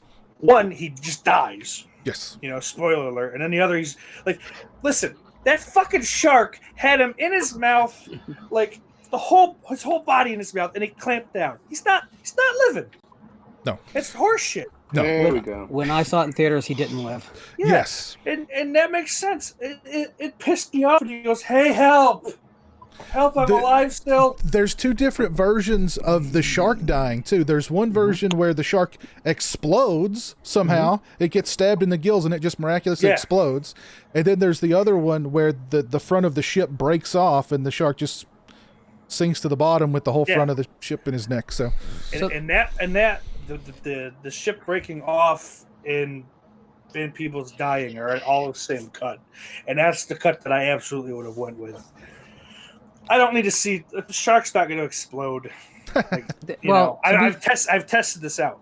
Okay, you can't stab a shark and have it explode. if you It just doesn't work. I've done it 5 times. if you will put that sequence in slow motion, literally what they blew up was like a hot dog with a couple of, I swear to God, put it in slow motion. It looks like they've got like a hot dog with a couple of wings on it, and like they painted a mouth on it. It just explodes. That's what it looks like. This was a Universal movie. Yeah. Well, hey, they spent all the effects on making that shark look good. Absolutely, yeah. It's so weird that the shark looks hungover the whole film. That movie's whole budget went in Lord. Michael Caine's pocket. That's where that whole you know budget what went. else? Everyone bitches about the shark, the noises the shark made, like at the end. Like, all right, yeah, it's not. He's probably not going to sound like a lion in real life. You know, he's not going to be like a literal roar. But you'd think it's an animal that is dying. It's going to make some kind of fucking. Okay, I'll noise, defend. You know what I mean? I'll defend Jaws: The Revenge in this count. Do you know where they pulled that sound effect off of? The original Jaws, where the shark he roars. He Which roars in comes from all of the another movie. films. Yeah. Which came People from just- a dinosaur from a different movie, I Yeah, believe. people just got upset that because they started piling on Jaws: The Well, Revenge, and I hate that. There's good reasons to just criticize that movie, but I hate when people just look for reasons that don't really exist. It's not fair. It's not cool. Well, you got a lot of guitars there in the background there, Lauren. What are your guitars there? I thought he was going to jam a minute ago. No, I was showing you the cat. That's That little, Strat's really cool. That's little Shiloh. It's a nice guitar. Shiloh. Yeah. And that's a Suzuki. That's an acoustic Suzuki classical guitar back there. It looks like a Strat. That is my. That one looks like a genuine Panaphonics. And you got a Jackson there. This is my Jackson. This is my main guitar. She's my baby because Jackson's good shit actually. they hold tune. And then next to it is my beautiful Epi, which is a beautiful, wonderful guitar that can't hold it can't hold tune worth a shit, so I don't play it. Yeah, let's see if I can. Pizowell. What's your name is Pizzow. I say it wrong every time. Sure. I got your masks on my guitars. I can show you. Cool. Yeah. I can't see the other one. I'm in the way. You guys got more guitars than Eric Freeman. I have like 8 or 9. So yeah. Wow. Very cool. This guy. I've been playing for 20 years. So. We got another guitar. Nice. Yep. Steak, pull him out, man. Come on. Pull him out, baby. That's not the first time today you've said that. What the hell was that? Well, sweet potato, baby. Sweet potato. Oh man, that was great. It's Rosanna Arquette is in Crash, not Patricia Roberts. Rosanna. And Gypsy Warrior really wants to know how we feel about a Christopher Nolan Elm Street movie. It'll never happen, but I was just gonna say it'll never happen. You know what? Your Zack Snyder Friday the 13th would have It'll a never better chance happen. of that. But I'd be on board with a Christopher Nolan Elm Street. Christopher Nolan probably doesn't know that there's a movie series called Nightmare on Elm Street. No, he doesn't. I want a Christopher Walken Nightmare on Elm Street. Oh my God, Christopher Walken as Freddy Krueger. I would love that. This is your God. Yes. Welcome. Oh my God. Prime time, bitch. You are all my children now. That's great. That's my shitty Chris Walken. I love it. Listen, nobody does a good Chris Walken. No, it needs to be a Walken doesn't do a good Chris Walken unless he's watching Natalie Wood die. It needs to be a Nightmare 2 remake with Walken as Freddy. Yeah. How great is that? And also directed by Victor Salva. Christopher Walken, no makeup. He's not wearing no makeup, no glove, no sweater. Just Christopher Walken. It's beat for beat. I'd love that. I'd love that. Lauren, you're just throwing them out left and right. I'm your boyfriend now, Nancy. You've got the body. No. I've got the brain. Oh man, that's funny. Wrong tone. It's all wrong. Do it again, Steak. Stab you in the face. Soldering iron. That movie's underrated, I think. Joe Dirt. It's kind of been lost in time. Yeah, nice. You got it. I like him in Pulp Fiction. Gypsy Warrior might get his suggestion in the real world. Yeah, Bill Skarsgård is Freddy Krueger. I could see that for sure happening. Or Alexander Skarsgård. No?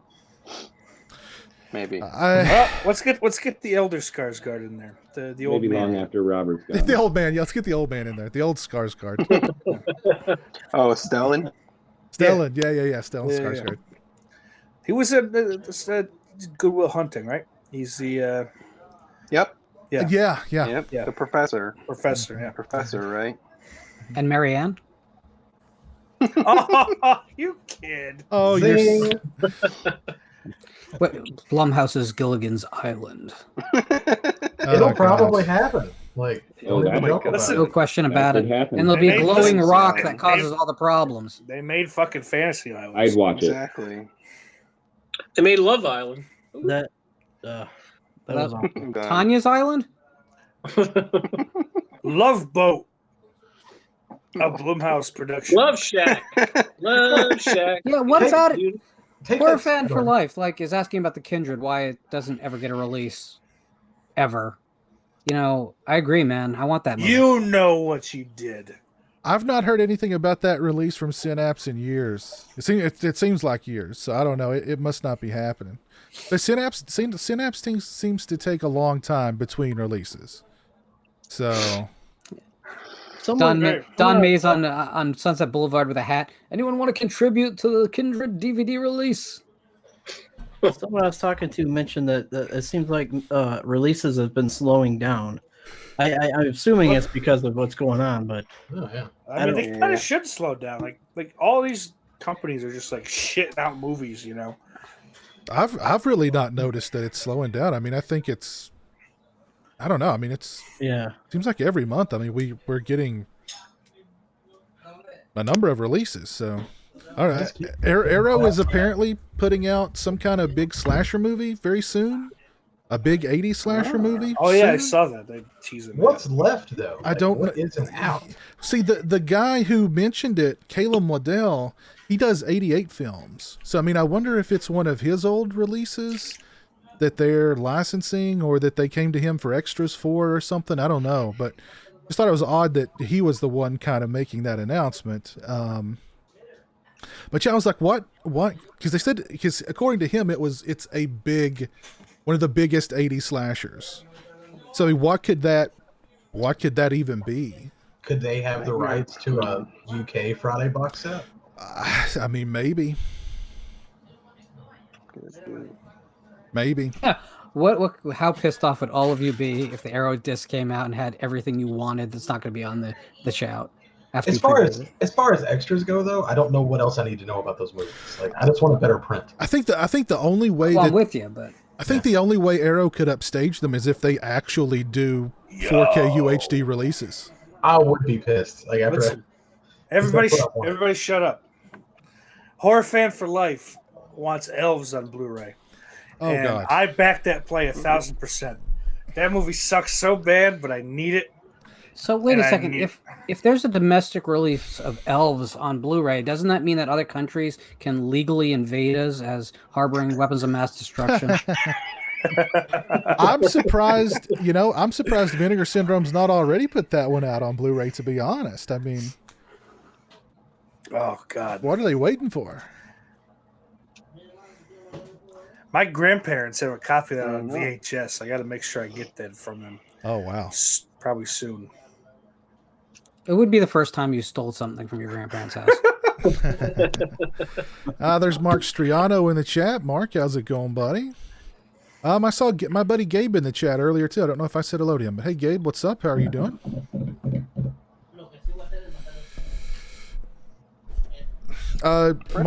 Monty says that Jaws the Revenge is Mario Van Peebles' greatest performance. Have you not seen Solo, Monty? That's all I'm going to say, Solo. But apparently none of you guys have seen Solo either. Nope. Sorry, pal. I've never heard of that one. Hold the phone. There's a new Tremors movie out. Oh, good. Wait, there's always a new Tremors movie out. This time they're on the island. Yeah, they're on an island, and it looks like they're coming out of the water too. I think it's just time to give up if the Tremor monsters have taken over every locale.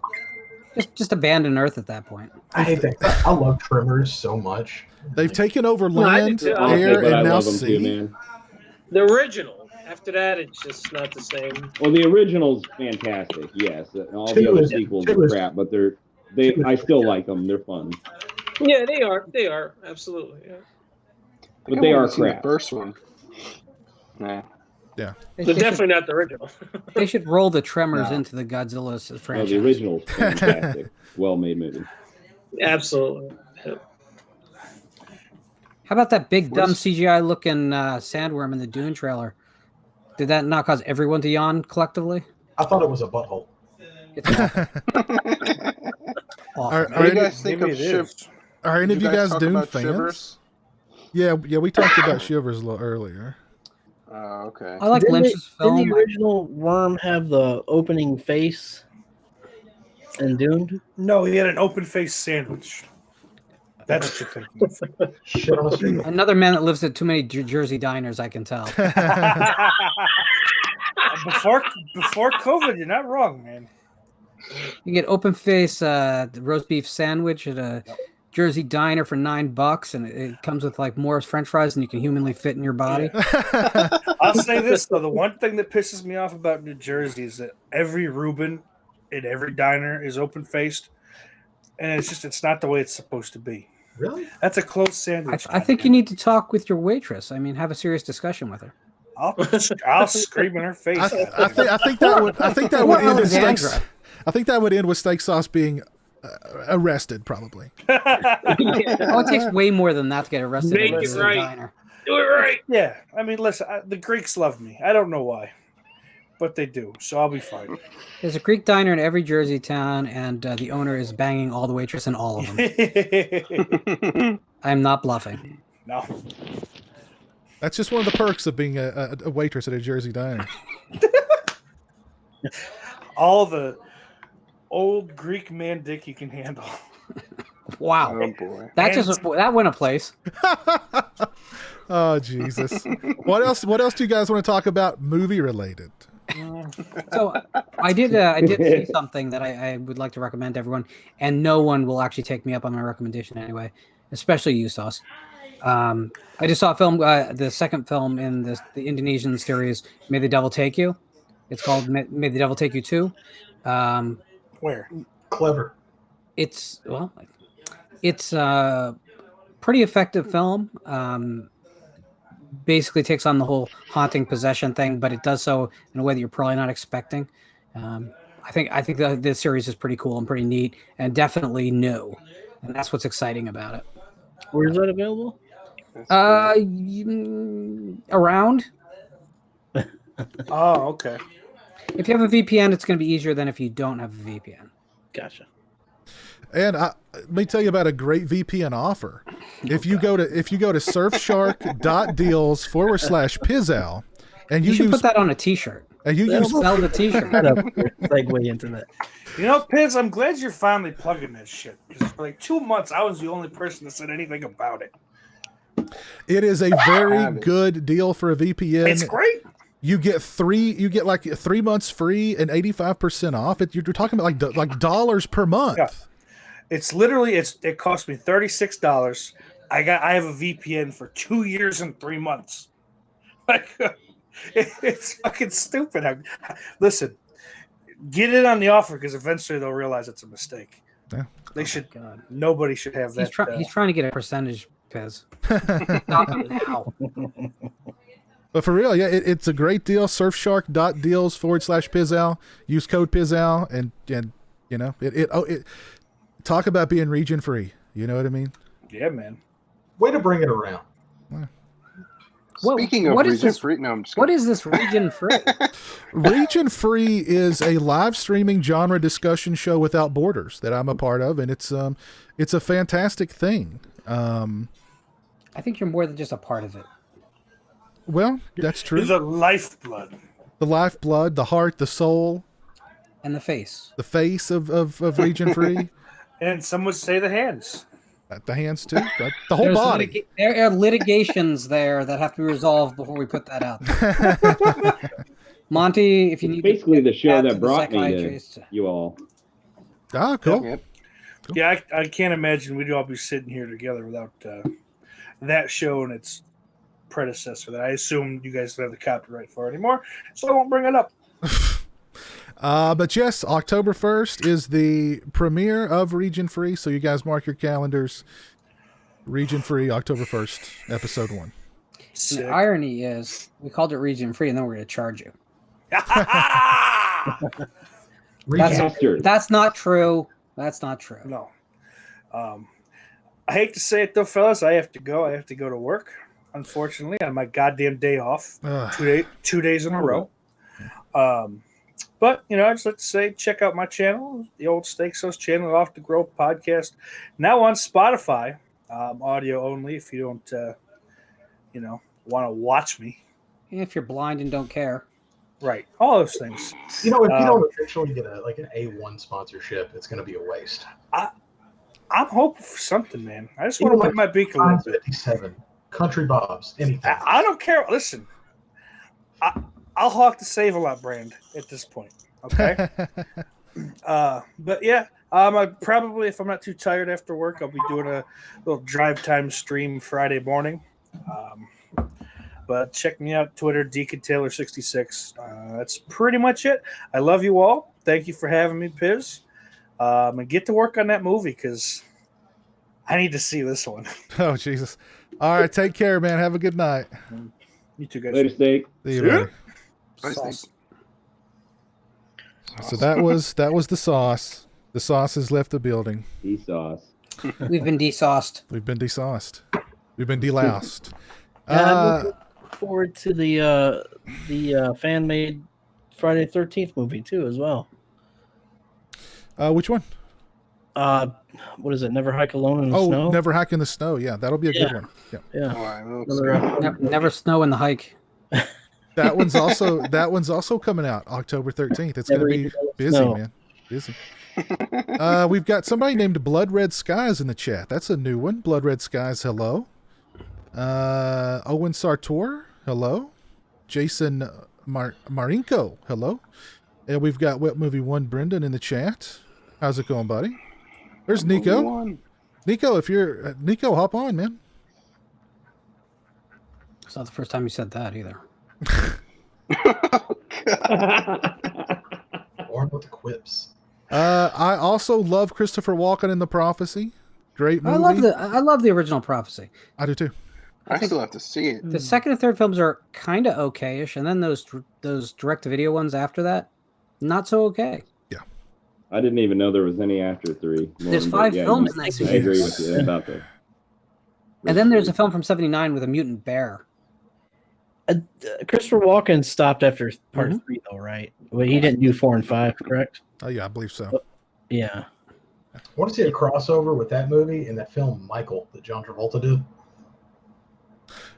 That would Didn't be it have a Sarah McLachlan song as its theme song? I can't remember. I just remember Christopher Walken cannot be anywhere near. That was City of Angels with Nicolas Cage, I think. No, that was and then Travolta was in something like that too, where he was just an angel or psychic. Yeah, or he was Michael. He was just a regular guy, but he's an angel. Oh, that's and he was a Archangel. psychic, and he was a psychic in Phenomena, or had some kind of. Oh, that might be what I'm thinking of. I remember hating all of those. Actually, that's Walken played an angel in some other movie called The Eternal or something like that. I'm pretty sure he's an angel kind of. I don't know, but yeah, Walken. That was during Christopher Walken's angel phase, where he only wanted to play angels. So Corey Feldman could take up that role. He could. He definitely could. He'd be a good Gabriel Angel of Death, wouldn't he? The Prophecy has so many great lines of dialogue. I love the line of dialogue where Christopher Walken tells that little kid, he goes, "Do you know how you got that little dent there on your lip? Because before you were born, I put my finger there and I said, shh." Oh, it's great stuff. I got Eric Stoltz was in that. Eric Stoltz is in there. Viggo Mortensen plays Lucifer. I love Viggo Mortensen. Just everything Viggo Mortensen in that movie is so good. All of his dialogue is fantastic. I still don't understand why the angels don't have eyes. Well, eyes are the windows to the soul, and angels don't have souls. Yeah, but I mean, they need to be able. And souls are what you keep your feet from touching the ground. And apparently your soul hides inside your mouth somewhere. But the cat can get it out while you sleep. Exactly. Yeah, exactly. I thought it was in the back of your neck because that's where Ving Rhames sold his in Pulp Fiction. I think Tarantino was maybe inspired by Prophecy to do that. So interesting. But if any of you out there have not seen The Prophecy, go and watch the friggin' Prophecy. Great. You can get a box set of like all the movies for like $3.50 or just about anywhere. Like But any did they corner get a store, the post office sells it anywhere. Yeah, right there with stamps. Did they get a Blu-ray release? The first? The Blu-ray set is actually being re-released here very soon. Oh, okay. It was out of print for a while. Yeah, How I did watched we survive? Communion for the first time, and the end. I don't remember the end being so crazy. The end of that movie is out there. The Prophecy? Communion. Oh, Communion. I don't remember. I don't remember a whole lot about Communion. Communion. So Philippe Mora. Yeah. So here's the thing. Jay the Stingray and I one night, I mean in the middle of the night, just checked out what Philippe Mora is doing these days. Mhm. Does anyone know? No. Nope. He makes all these insane like films about Jews hunting Nazis, and fake documentaries with like ridiculous subjects. Go to his IMDb page. Check out what he's doing. It's unreal. Wow. Yeah, I mean, we were like crying. We were laughing so hard because it's just so insane. Very interesting. I have seen the Relic, or Relic, whatever it's called. What? Yeah, Relic. Tom That's the Simon new was one. good in that one. No, A newer one. No, Oh, the you one saw- that Lauren likes. I love it. Love it. Yeah. Yeah, that was a good movie. It was weird. I don't know if I like it, but it was different, I guess. Well, let's talk about some of your all's favorite movies of this year. I think that'd be an interesting topic. We're getting closer to the end of the year. Is there could you even put together a top 5 movies of this year? I have my top 10 list somewhere here. I couldn't. I think I could do a top 5, but beyond that, I would be stretching. I got it. Aaron, what would you say is your favorite movie of this year? I'm stumped. I can't remember. Maybe if you guys start talking about it, I can remember some movies that I really enjoyed watching, but I can't. I can't think of anything off the top of my head. I'm drawing a blank. What about you, Jess? Not as much this year. I mean, I watched some of 2019's a little late. Joker, I really liked. I watched that recently. But 2020, no. Oh, okay. I'm trying to look some up to see if there's anything that sticks out. What about you, Jonathan? That's what I'm doing. I'm cheating right now. I'm looking through like what's all released. Like Yeah. the best thing I've seen this year, like I think it actually came out last year, was Uncut Gems. I haven't seen that one. Oh, I love it so much. I haven't seen that either. So my top 10 goes like this. Relic. Asia? Boot Part 1, The Ghost Ship. The Lodge. We Summon the Darkness. Psycho 2020. The Hunt. Hashtag Alive. Sea Fever. Ghost Stories. And Blood Vessel. Blood Nice. Vessel's good, yeah. I really liked the I've got Hunt. a, Yeah, so do I. Wasn't the I Lodge really like last to s- year? No, Relic was this year. yeah. The And Relic this- Lodge. Oh, The Lodge? Lodge. It's a No, shame. Lodge was That this year. was, It's Ja- but it was 2019. I think No? I think the Lodge may have been on the festival circuit in 2019, but it didn't get a release Okay. until Oh, okay. 2020.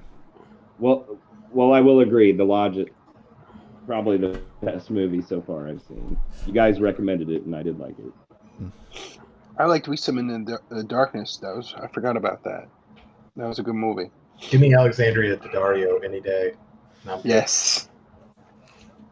So I watched your review on it, Piz, about the We Summon the Darkness, Mhm. and you said something about there was some kind of twist into the movie, so I was expecting a twist. So I kind of figured that out long before it ever came in the film. So it was kind of ruined it for me when I saw that. I was like, I figured it out before it ever showed up. To me, that But movie's it was about. a good movie still. To me, that movie's about watching Daddario and Forsyth just tear up the screen, because the two of them are just great in it. Yeah. Yeah, it was. I'm going to say something that might be controversial here. Daddario doesn't do much for me. What? She just, I know everybody sort of, they're like, they salivate just at the thought of her. I don't know. She just, I don't know. You might wanna go get them- Yes, it is fine. It is 2020. We accept all lifestyles here. You might- Yeah, might she wanna just- get those, she just- corrective lenses checked, man. Just doesn't do it for me, man. Doesn't do it. I watched that woman chop lettuce, man. Have you seen Bereavements? Bereavement? Oh, why now? Have you seen the film Bereavement? Oh, no. Before you make a statement about her doing nothing for you, you perhaps want to see that film. Well, I've seen her in True Detective, where Yeah, but That's about as good as it's gonna get. I wouldn't be too sure. I saw her in True Detective, and I was like, she's she's a looker. But I mean, I don't. It's like, I don't know. She's like everybody just goes crazy over her, and I'm just like, she's all right, I guess. Yeah. Yeah, I mean, I still can't figure out like how I'm supposed to believe that Woody Harrelson pulled that off. Not being Woody Harrelson, just being a dude. He's Woody Harrelson. The only way you get that is if you are Woody Harrelson. Or Woody Harrelson. Yeah, like I'd get it. Like if he played Woody Harrelson. For sure. Did anybody see Underwater? Anybody? Yeah. Yeah. I really like that movie. Yeah, I thought that was pretty good. I didn't care for it. It's not Never great. saw it. I liked it. I about lost my shit when I was like, oh, it's Cthulhu. Even though like that doesn't go with Cthulhu at all. I'm just like, hey, it's well, Cthulhu. maybe It's that's where Cthulhu on maybe the where front. the Sunken City of Rayleigh ended up. I mean, I'm willing to go with that. I was just bored with the film. Didn't like the characters. Thought that it ultimately was like a video game. Got to get to this place, and then the next adventure is to get to this place. The characters didn't have any real development to them. It's the guy who makes obnoxious jokes, and this is the girl who's in love with that guy. Those aren't characters; those are like plot devices. Yeah, but Cthulhu. I don't know. And Kristen Stewart in that was just so like, I don't know, like somebody needed to wake her up or something. She was just like sleepwalking, and I don't know. It was an odd movie. Like it started out in like second gear, and then it just stayed in second gear the entire time. It didn't go up, it didn't go down. It just kind of stayed right there, and I don't know. I can understand why that movie was shelved for like a decade. Oh, it was a release that was made a long time ago, and I didn't know that. It was made a few years ago, and then it got shelved for a little while. Kind of like New Mutants. That movie sat around forever. Yeah. I heard that. I think it's actually the last 20th Century Fox release. Like with that above before the picture. So What a way to go out, 20th Century Fox. With a frickin' Deep Star 6 Leviathan ripoff. That just Cthulhu though. Okay, but that's a whole different problem. Like, sorry, Cthulhu's down there, they don't get out alive. Period. I know, I was just like, I'm just glad that like there was a movie that like was kind of about Cthulhu where like Cthulhu's there. You can see him. Well, and Nico, I like Kristen Stewart in Personal Shopper, and I've seen her in other things that I really like her in. I just don't think that, I don't know if that wasn't the right movie for her. This wasn't the right movie for her. You pick up a good point though, Jonathan, which is that Cthulhu is a classic monster that's never been in a proper freaking movie. No. But he was in an episode of The Real Ghostbusters. So. Yeah, I mean that's a good consolation. It's disappointing that they kind of wasted him in Underwater though. I mean, give him something more to do. That's what I'm saying. Give me like a full like Call of Cthulhu movie.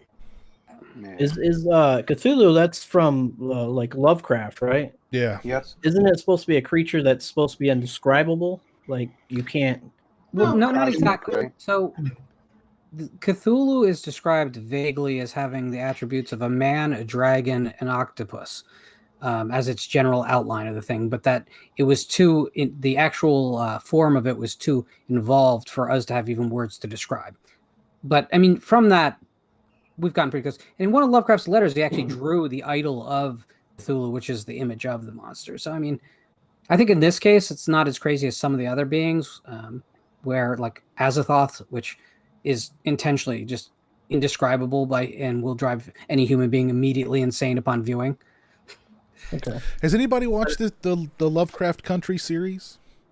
No. I haven't because it's a series about Lovecraft being racist, and I'm tired. I'm tired. Can we at least get adaptations of Lovecraft before we start criticizing it? Well, that's the whole. But I mean, that's weird because like Lovecraft is kind of becoming very popular, or he was getting popular, and then they put out this show where they're just like, yeah, he's racist. So you could make that show about anybody from that time period, though. I don't know anything about it. It's kind of like they're wanting to draw in the Lovecraft crowd, but then they're kind of slapping Lovecraft in the face and like, it's whatever. But of course, it's critically praised out the the wazoo, but that means nothing really. I just want because like we got in the late '90s, early 2000s, we got the Cast the Deadly Spell and its sequel, which was like HBO's Lovecraft series with and it's like, why don't we get the stories adapted though? We just don't. We get the same 3 stories adapted over and over. We get Case of Charles Dexter Ward, which was made 3 damn times. We get Color Out of Space, which is on its 4th adaptation, and I'm just tired of like getting the same stories when even the most famous Lovecraft stories never get attempted. Yeah.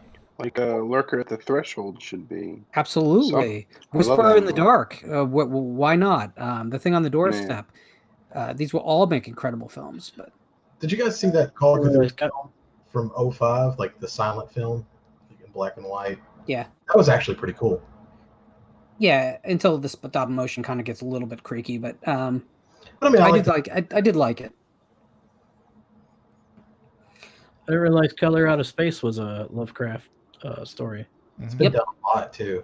Yeah, it was it was done as The Farm, it was done as Die Monster Die, and it was done as Ivan Zaccone did it as I can't believe I'm blanking. He adapted as well. It will. Come to you. Anything else you guys want to talk about tonight? Has anyone seen Escape Room? I know you probably wouldn't like it, but I liked it. I liked it for what it was. Ever heard of it? No, I thought it was fun for Quarter. I thought it was fun. Yeah. It took me I've heard of it. I've not seen it. Or I remember it coming out not long ago, but I didn't see it. It was Yeah, fun. it was like, what year was it? Like 2018, maybe 17, something like that. It was early. It was a January Not release, sure. whatever year it was. I saw it on TV and I liked it. So, man. I mean, it has a big, crazy, dumb ending. But I like that. I kind of think that whole movie deserves to go just crazy.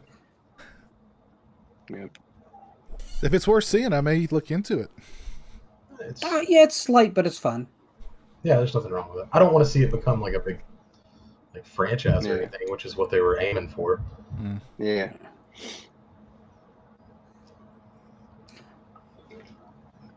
Go ahead, Lauren. You've got something on your mind. No, I'm trying to find the Zaccone film. It's driving me absolutely.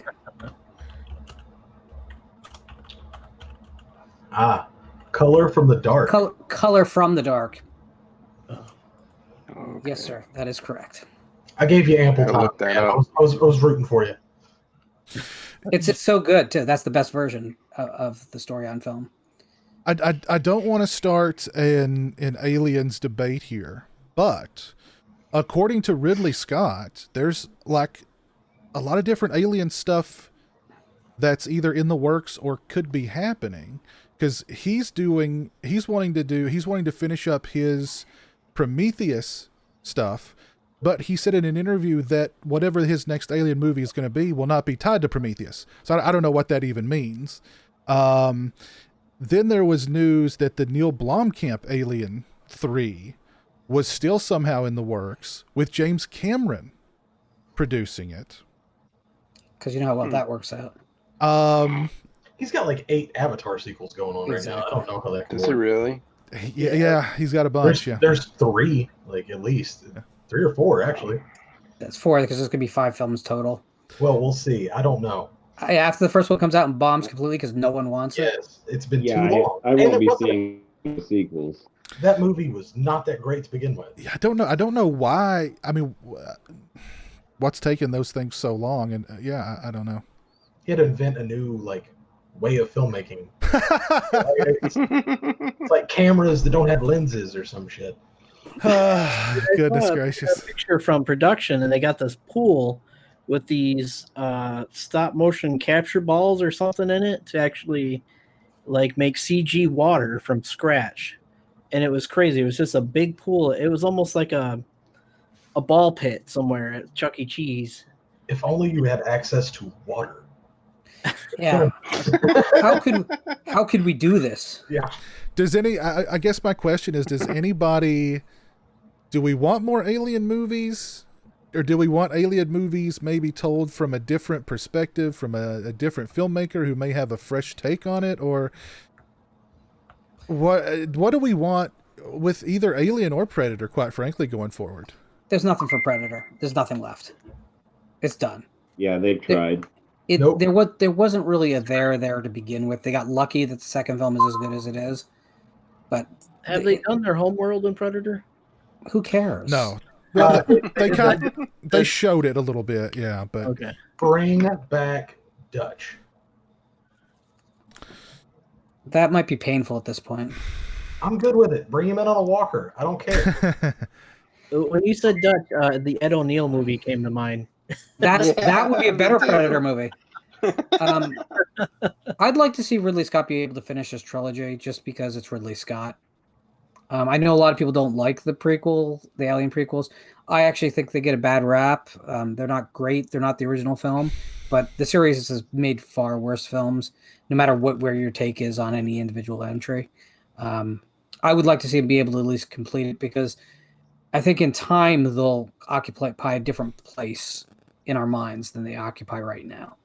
I think they'll be more accepted. So I'd like to see it completed, and then I would like them never to touch Alien again. I would like to see him make the third one. I wasn't a fan of Covenant, but I really liked Prometheus. But I don't know how, because I don't know.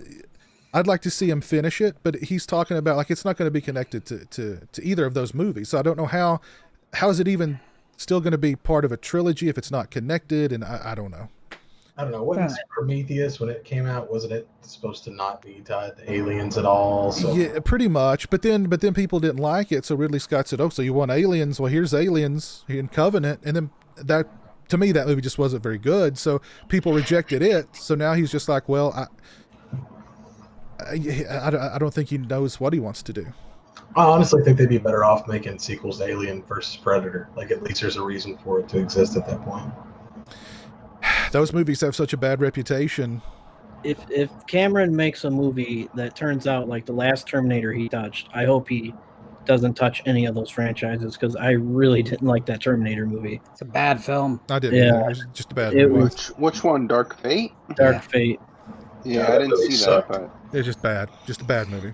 Once you have two really bad entries in a row in a franchise, and these are expensive movies, I think that Terminator just has to be done. Yes. Leave Terminator alone. Let it go. Yeah, it's dead. It's dead. Yeah. Let it go. And then just destroy everything past Terminator 2, and we can move on with our lives.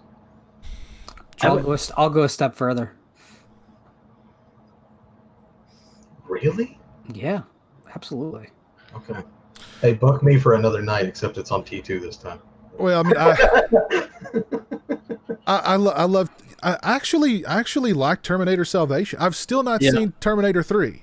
Still not seen Terminator 3. Seen that. But I actually like Terminator Salvation. I was hoping that's my least favorite. I was hoping they'd finish that, but that's long past now. Yeah, yeah. They should. They just need to let it go. Terminator's done. Let it go. Yeah. Did you guys ever hear the rant that he did? Who's the main actor in that? Christian Bale. Christian Bale. Yeah. Oh, He yeah. went on a rant, and he's It's great. It's great stuff. It's great stuff. Better than the film they made. It's great stuff. Yeah. But I Just think, let Terminator die. This just goes back to what we were talking about, though. It's like trying to breathe life into these old properties is just fraught with problems. You never get people to love it more than the originals. Yeah. And it's only diminishing returns at a certain point. Like, how big of a waste is Scream 5 going to be? I don't. Again, I can't get excited about it. I just can't. I have no desire to. I'll probably see it, but I mean, it'll be like dragging myself to see it. Although I did. Are they doing the whole meta thing with it? We don't know what they're doing, and it's the Ready or Not guys who I loved Ready or Not. So if the studio leaves them the hell alone, which there's zero chance of, then we might get something unexpectedly good out. But it's Scream 5. Yeah. This is a series I've been tired of. I mean, the first film I liked when it came out because of the drought. But even if we weren't in a horror drought at that time, I'm not even sure I'd like it that much as is. It's there's nothing really specific to stand out with that movie. But the sequels, all are awful, I think. Hold on. We need to address one thing that Drew Tyler actually brought up in the chat. None of us mentioned Terminator Genesis. Did we all forget that movie existed? I made reference to it. I said that if you have two bad films in a row Okay. in a franchise. There you go. Yeah. I forgot that movie existed. I've only seen the first two. I think Genesis. I think Genesis legitimately is better than Put Dark it out of your Fate. mind because it was so awful. Everything is better than Dark Fate. Dark Fate is the worst thing in that franchise. I think that's self-evident. Yeah. Oh goodness, Genesis. I'm sorry. I had to bring that up because I was like, I completely forgot that movie even existed. with Scream 5, I think what makes it so bad is like we're going back to the exact same cast of characters. Yeah. And like, how horrible is Sidney Prescott that like 10 people have tried to kill her for some reason? At what point? At what point do you just not move to Antarctica? Bermuda and wait for the shark. Exactly. Yeah. Change your name. Move to a different country. The shark's very vindictive. No, I'm like on the killer's side now because like obviously she has done some things. This many people are going to hunt her down. I think it's just, to be honest with you, it's just the killer has a thing against 90s haircuts. Maybe that's it. Yeah. Maybe Because that's That was pretty obnoxious. Like, so you have to build this whole new story on why somebody wants to kill her. No, but there's the point where they're bringing back characters who are obviously dead.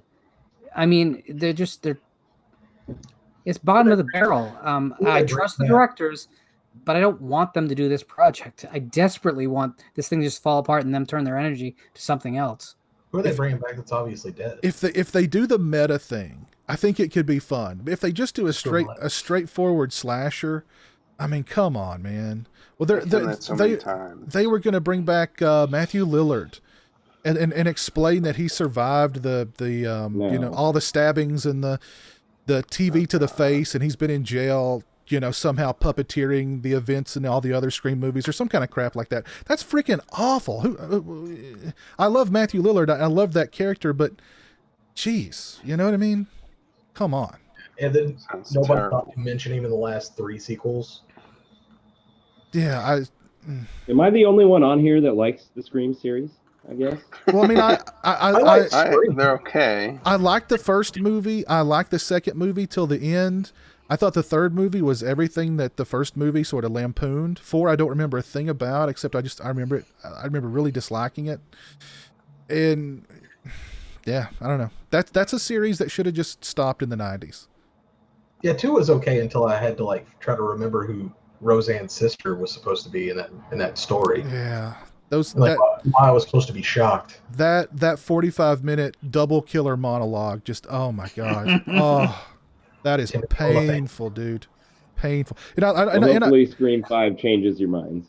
I love how Billy's mom found that dude, Mickey.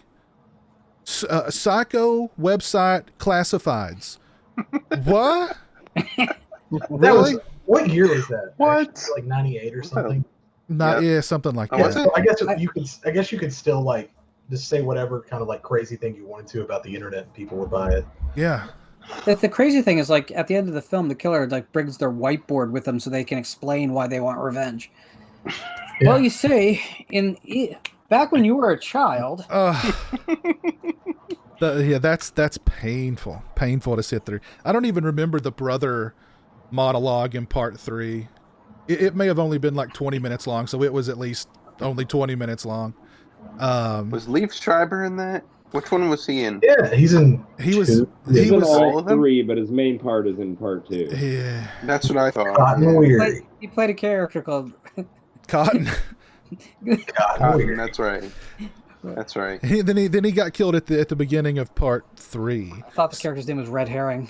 Pretty much, yeah. if they're bringing back all these legacy characters for part 5 just to kill them off in some kind of extended opening scene, just forget about it. Forget about it. If that's why they're bringing all of them back. But do you really want more of them than just an opening scene? I don't want any. I think it's time for them to start killing them off. Honestly. It was time to start killing them off like 4 movies ago. Yeah, or just bring in new people for Christ's sake. But the Scream fans, the hardcore Scream fans, they're like on Twitter saying, if you kill any of these characters, we're gonna riot. I know. I've heard both of them were very vocal about it. I wish that were true. Scream is just one of those things I just cannot. I mean, as much as I want the other franchises that are older to go away, I think I want Scream gone first. Yeah, I don't think anybody really cares. It'll make money. Oh, for sure. It'll make money. But we can't get like a decent like Chainsaw sequel. So. But that's not new news. I know. It's depressing. We got some breaking news here, guys. I'm sorry to have to break this news. The Candyman remake has been pushed back to 2021. Well, what am I going to do now? I'm sorry. Did you just get that news? This is What? breaking news. I thought that was supposed to come out in October. That's what I'm Right? cautiously optimistic about. They actually announced that like a week ago or something, which should have been a surprise to no one. Nah. I wanted to. Never mind. I'm not going to go. I wasn't supposed to say anything. Anyways, Anyone really like Starbucks? that's where I was going. I'm not a fan. The makers of Candyman don't. So who's seen Cuties? No, I'm joking. I'm joking. I'm joking. I hear if you watch that, the FBI can pay you a visit. Yeah, I don't even want to. Yeah, that just watching that puts you on a list, I think. Anything else you guys want to talk about, or we'll go ahead and wrap it up here in a little bit? I actually also saw 3 from Hell. I don't know if you guys like that. Sorry. I actually wanted them to kill all the 3 of the guys. I felt so like I was like, just kill them, die. They like, did, and they did it really well at the end of Rejects. That's why 3 from Hell sucks. You're right. They can't die. You're right. Yeah. They can't die. They can't die, but it's like they're so horrible. They should die.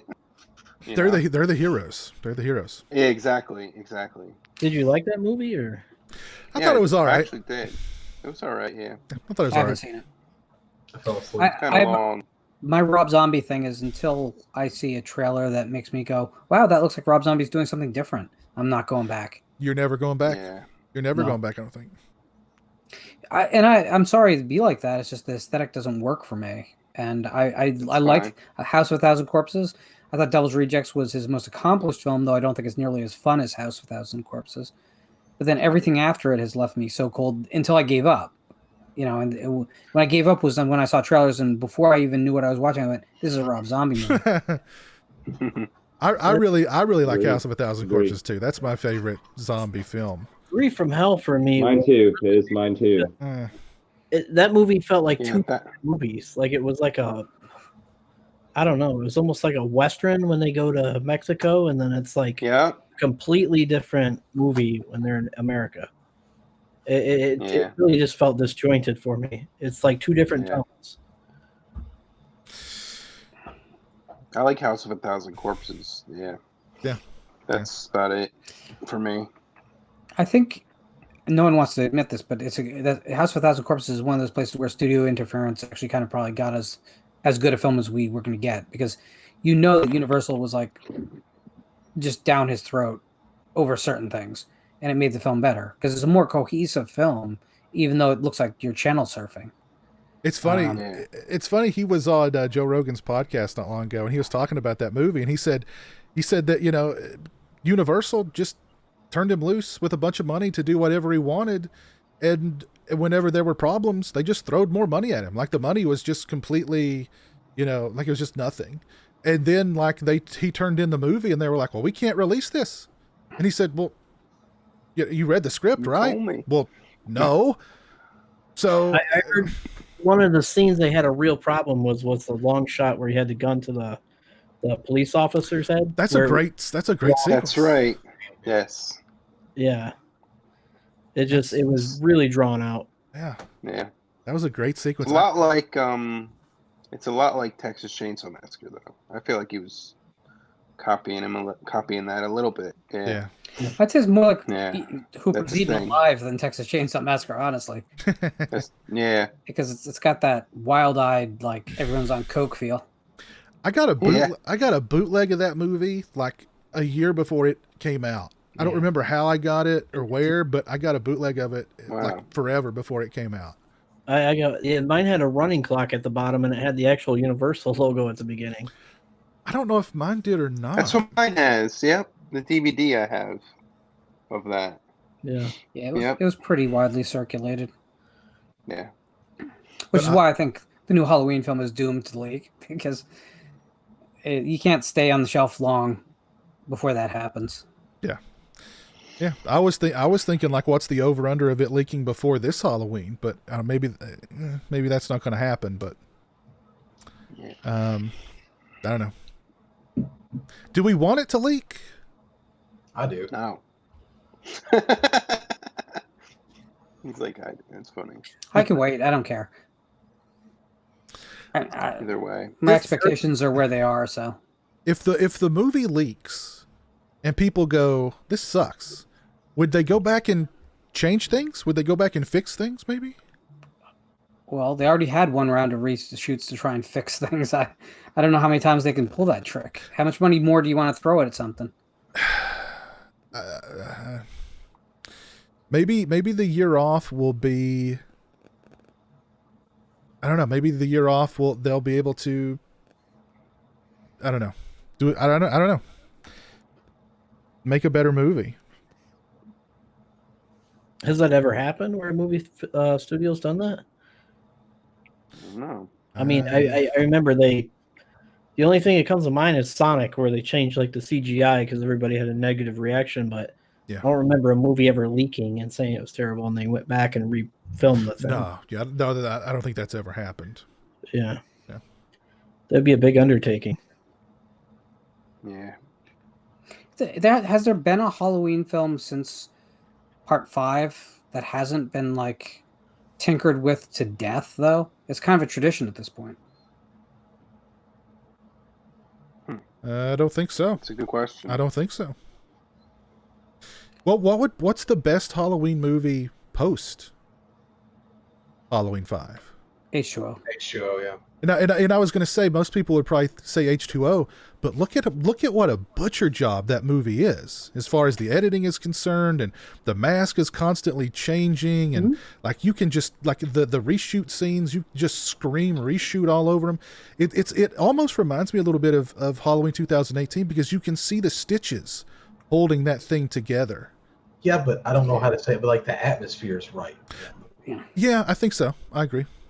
I think that the bus stop sequence in that film is as close as we got to the first two films as anything since. Which is why when they did it again in 2018 for some reason, it was just kind of like you took the time that they got it right. This should have been a time to fix things that the series has gotten wrong, but 2018 just feels like a greatest hits compilation. Yeah. I think my personal favorite of the post 5 would be 6, but I think most people would probably say H2O, but H2O is just a mess. I mean, H2O to me is messier than Halloween 6, for God's sake. Oh, I don't agree with that. For me, it is. You could, for me, I just no, but you see, Piz, you love the film because it speaks to you. But I mean, I think when you get that late in the Halloween series, it gets thin pickings anyway. At least with Halloween 6, there seems to be.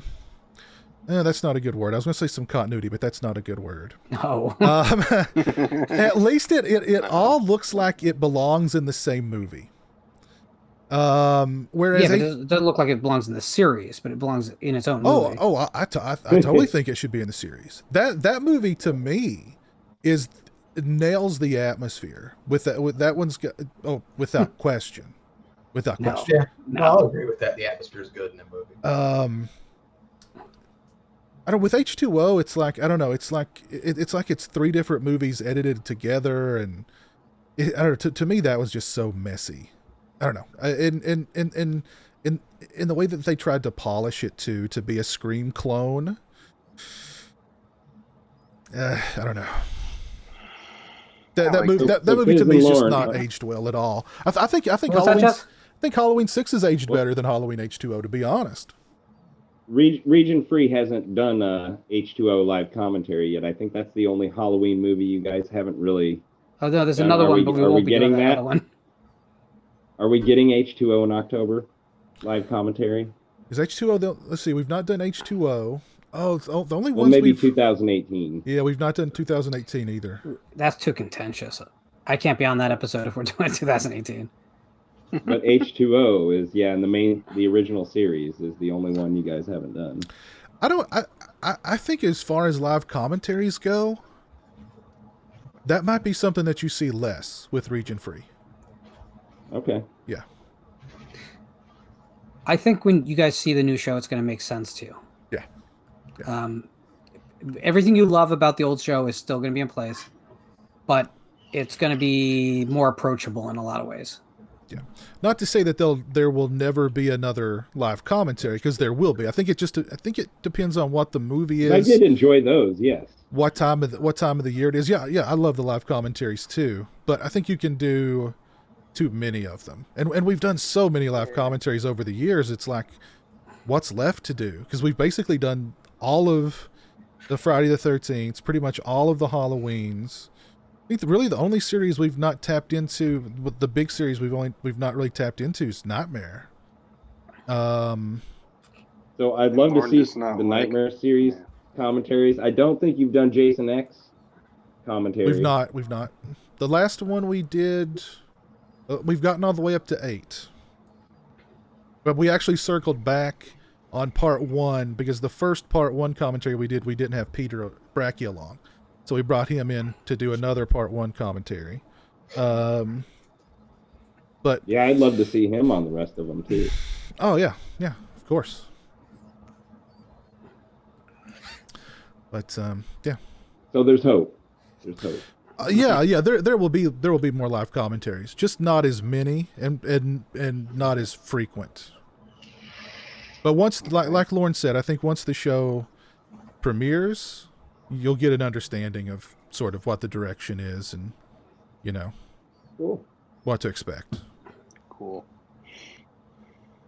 No, Drew, we did the first Phantasm, but we didn't do any of the Phantasm sequels live commentaries. 2 is good. Yeah, 2 is amazing. Yeah, and live commentaries might be something that we do. I don't know. Yeah, we're thinking the same thing, Pez. Yeah. Let's see. We've been going for almost 2.5 hours. Anything you guys want to say in closing? Any topics or anything you want to cover before we call it a night? Thanks for letting me be on the show. This is my first time, and been wanting to for a while now. Oh, you're welcome, man. Thank you for being a patron. I appreciate it. You bet. Yeah. Anyone who wants to come over to my channel on Saturday, we have a community show, which is much like this, except it's much more chaotic and chances of getting hurt are greater. As long as you're well behaved, anyone can come on board and talk movies or whatever comes up. It's completely unthemed and uncensored. And as long as you behave, you are welcome to come on over. Cool. Just got to be behaved. Sounds though. good. Got to be nice. What's your stream? Visited by Voices 1. Okay. You did a thing with Ryo, right? Ryo Magnifico? Last night I did. Yesterday? Yeah, I saw it. Yes. It was good.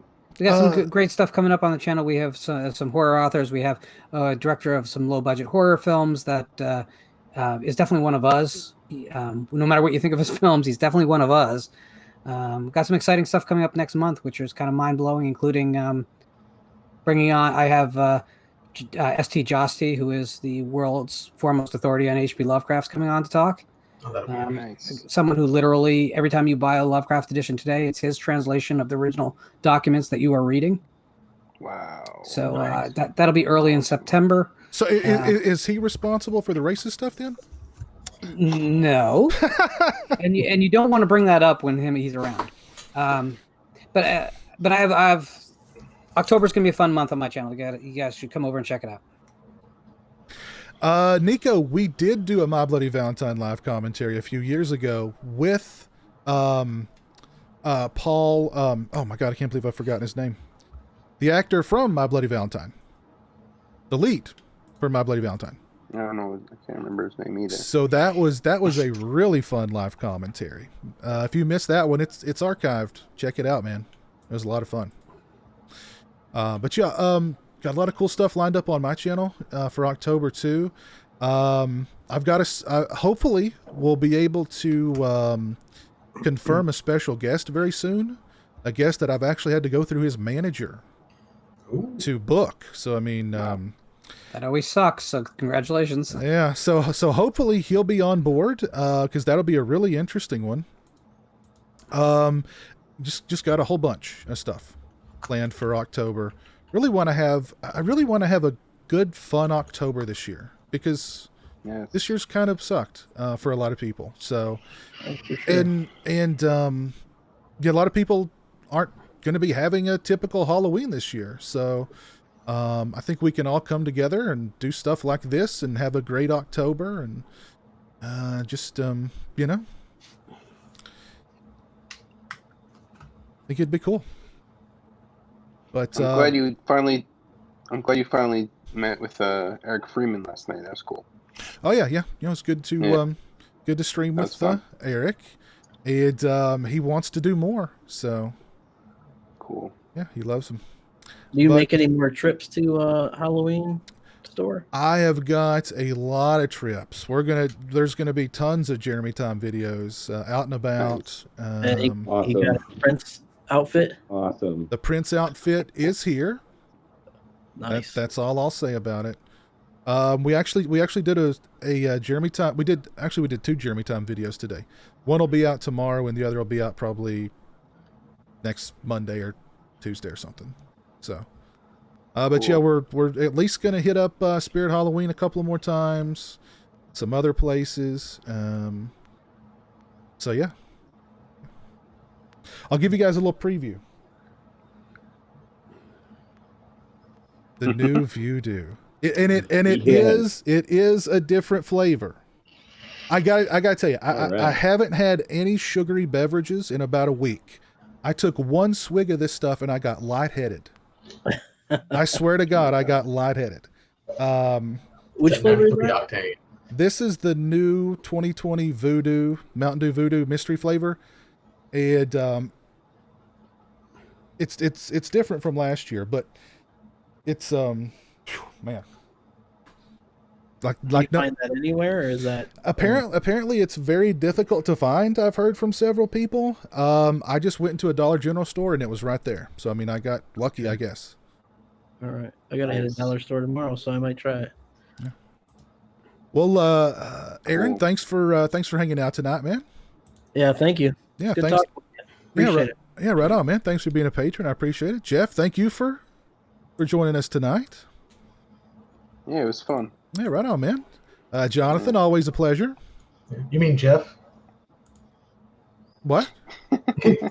I was just making a joke. I don't know if you noticed, you called me Jeff, like you introduced me as Jeff. You did. Oh, I'm sorry. Oh, I'm sorry. I thought Jeff had come back. I was like, what?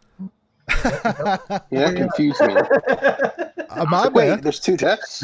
My bad, man. My bad. Oh, no, it's funny. It's fine. That's fine. But always a pleasure. Actually, I saw Corey out in the chat earlier. Yeah, I told him to hop on, but I think he had something going on. Paul Kilman, that's right, Robert. Paul Kilman from the first My Bloody Valentine. He joined us for that stream, and that was really fun. That was really fun. Lauren, thank you for joining us, man. Absolutely. Always a good time. Let's see. We had Al, who was here for a little while. We had, didn't we? Steak sauce. Oh, Steak Sauce. Yeah, my buddy Steak Sauce. So thank you, Al. Thank you, Steak Sauce, for hanging out tonight also. And I appreciate you guys all being patrons. I always appreciate Steak Sauce being a patron until he tells me what movie he wants me to review this month. And, By the way, Pitt, you should be having a really good movie come in, if it hasn't already got to you, to do a review on. Sweet. Awesome. And big shout out to everybody who tuned in tonight. Let's see who's still with us. Malcolm Adderley, Brian Trash, Anthony Jordan, Drew Tyler, Robert Long, Nico. Nico will show up for Lauren's streams, but not mine, apparently. Let's see. Who else is with us? My buddy Dave from up in Joyzy. Horror fan for life. There's Al out in the chat. Thank you, Al. There's Jess Graham out in the chat. Thank you, Jess. Captain Halloween, my buddy Keith. Let's see who else was with us tonight. Griffin. Thank you, Griffin. Monty was out in the chat earlier. Monty, what's up? Hey! Surf Ninja. Hello, Surf Ninja. He must die. Jason Marinko, thank you for joining us also. Yeah, so thanks for tuning in tonight. I appreciate it. Thanks again to everybody who joined me tonight. It was a lot of fun. And we'll see you guys again for another patron stream next month. So keep your eyes peeled. And if you'd like to be a part of that stream, head over to patreon.com/pizowell. And there you go. All right. You guys take care. Have a All great right. one. You too. Peace. Peace.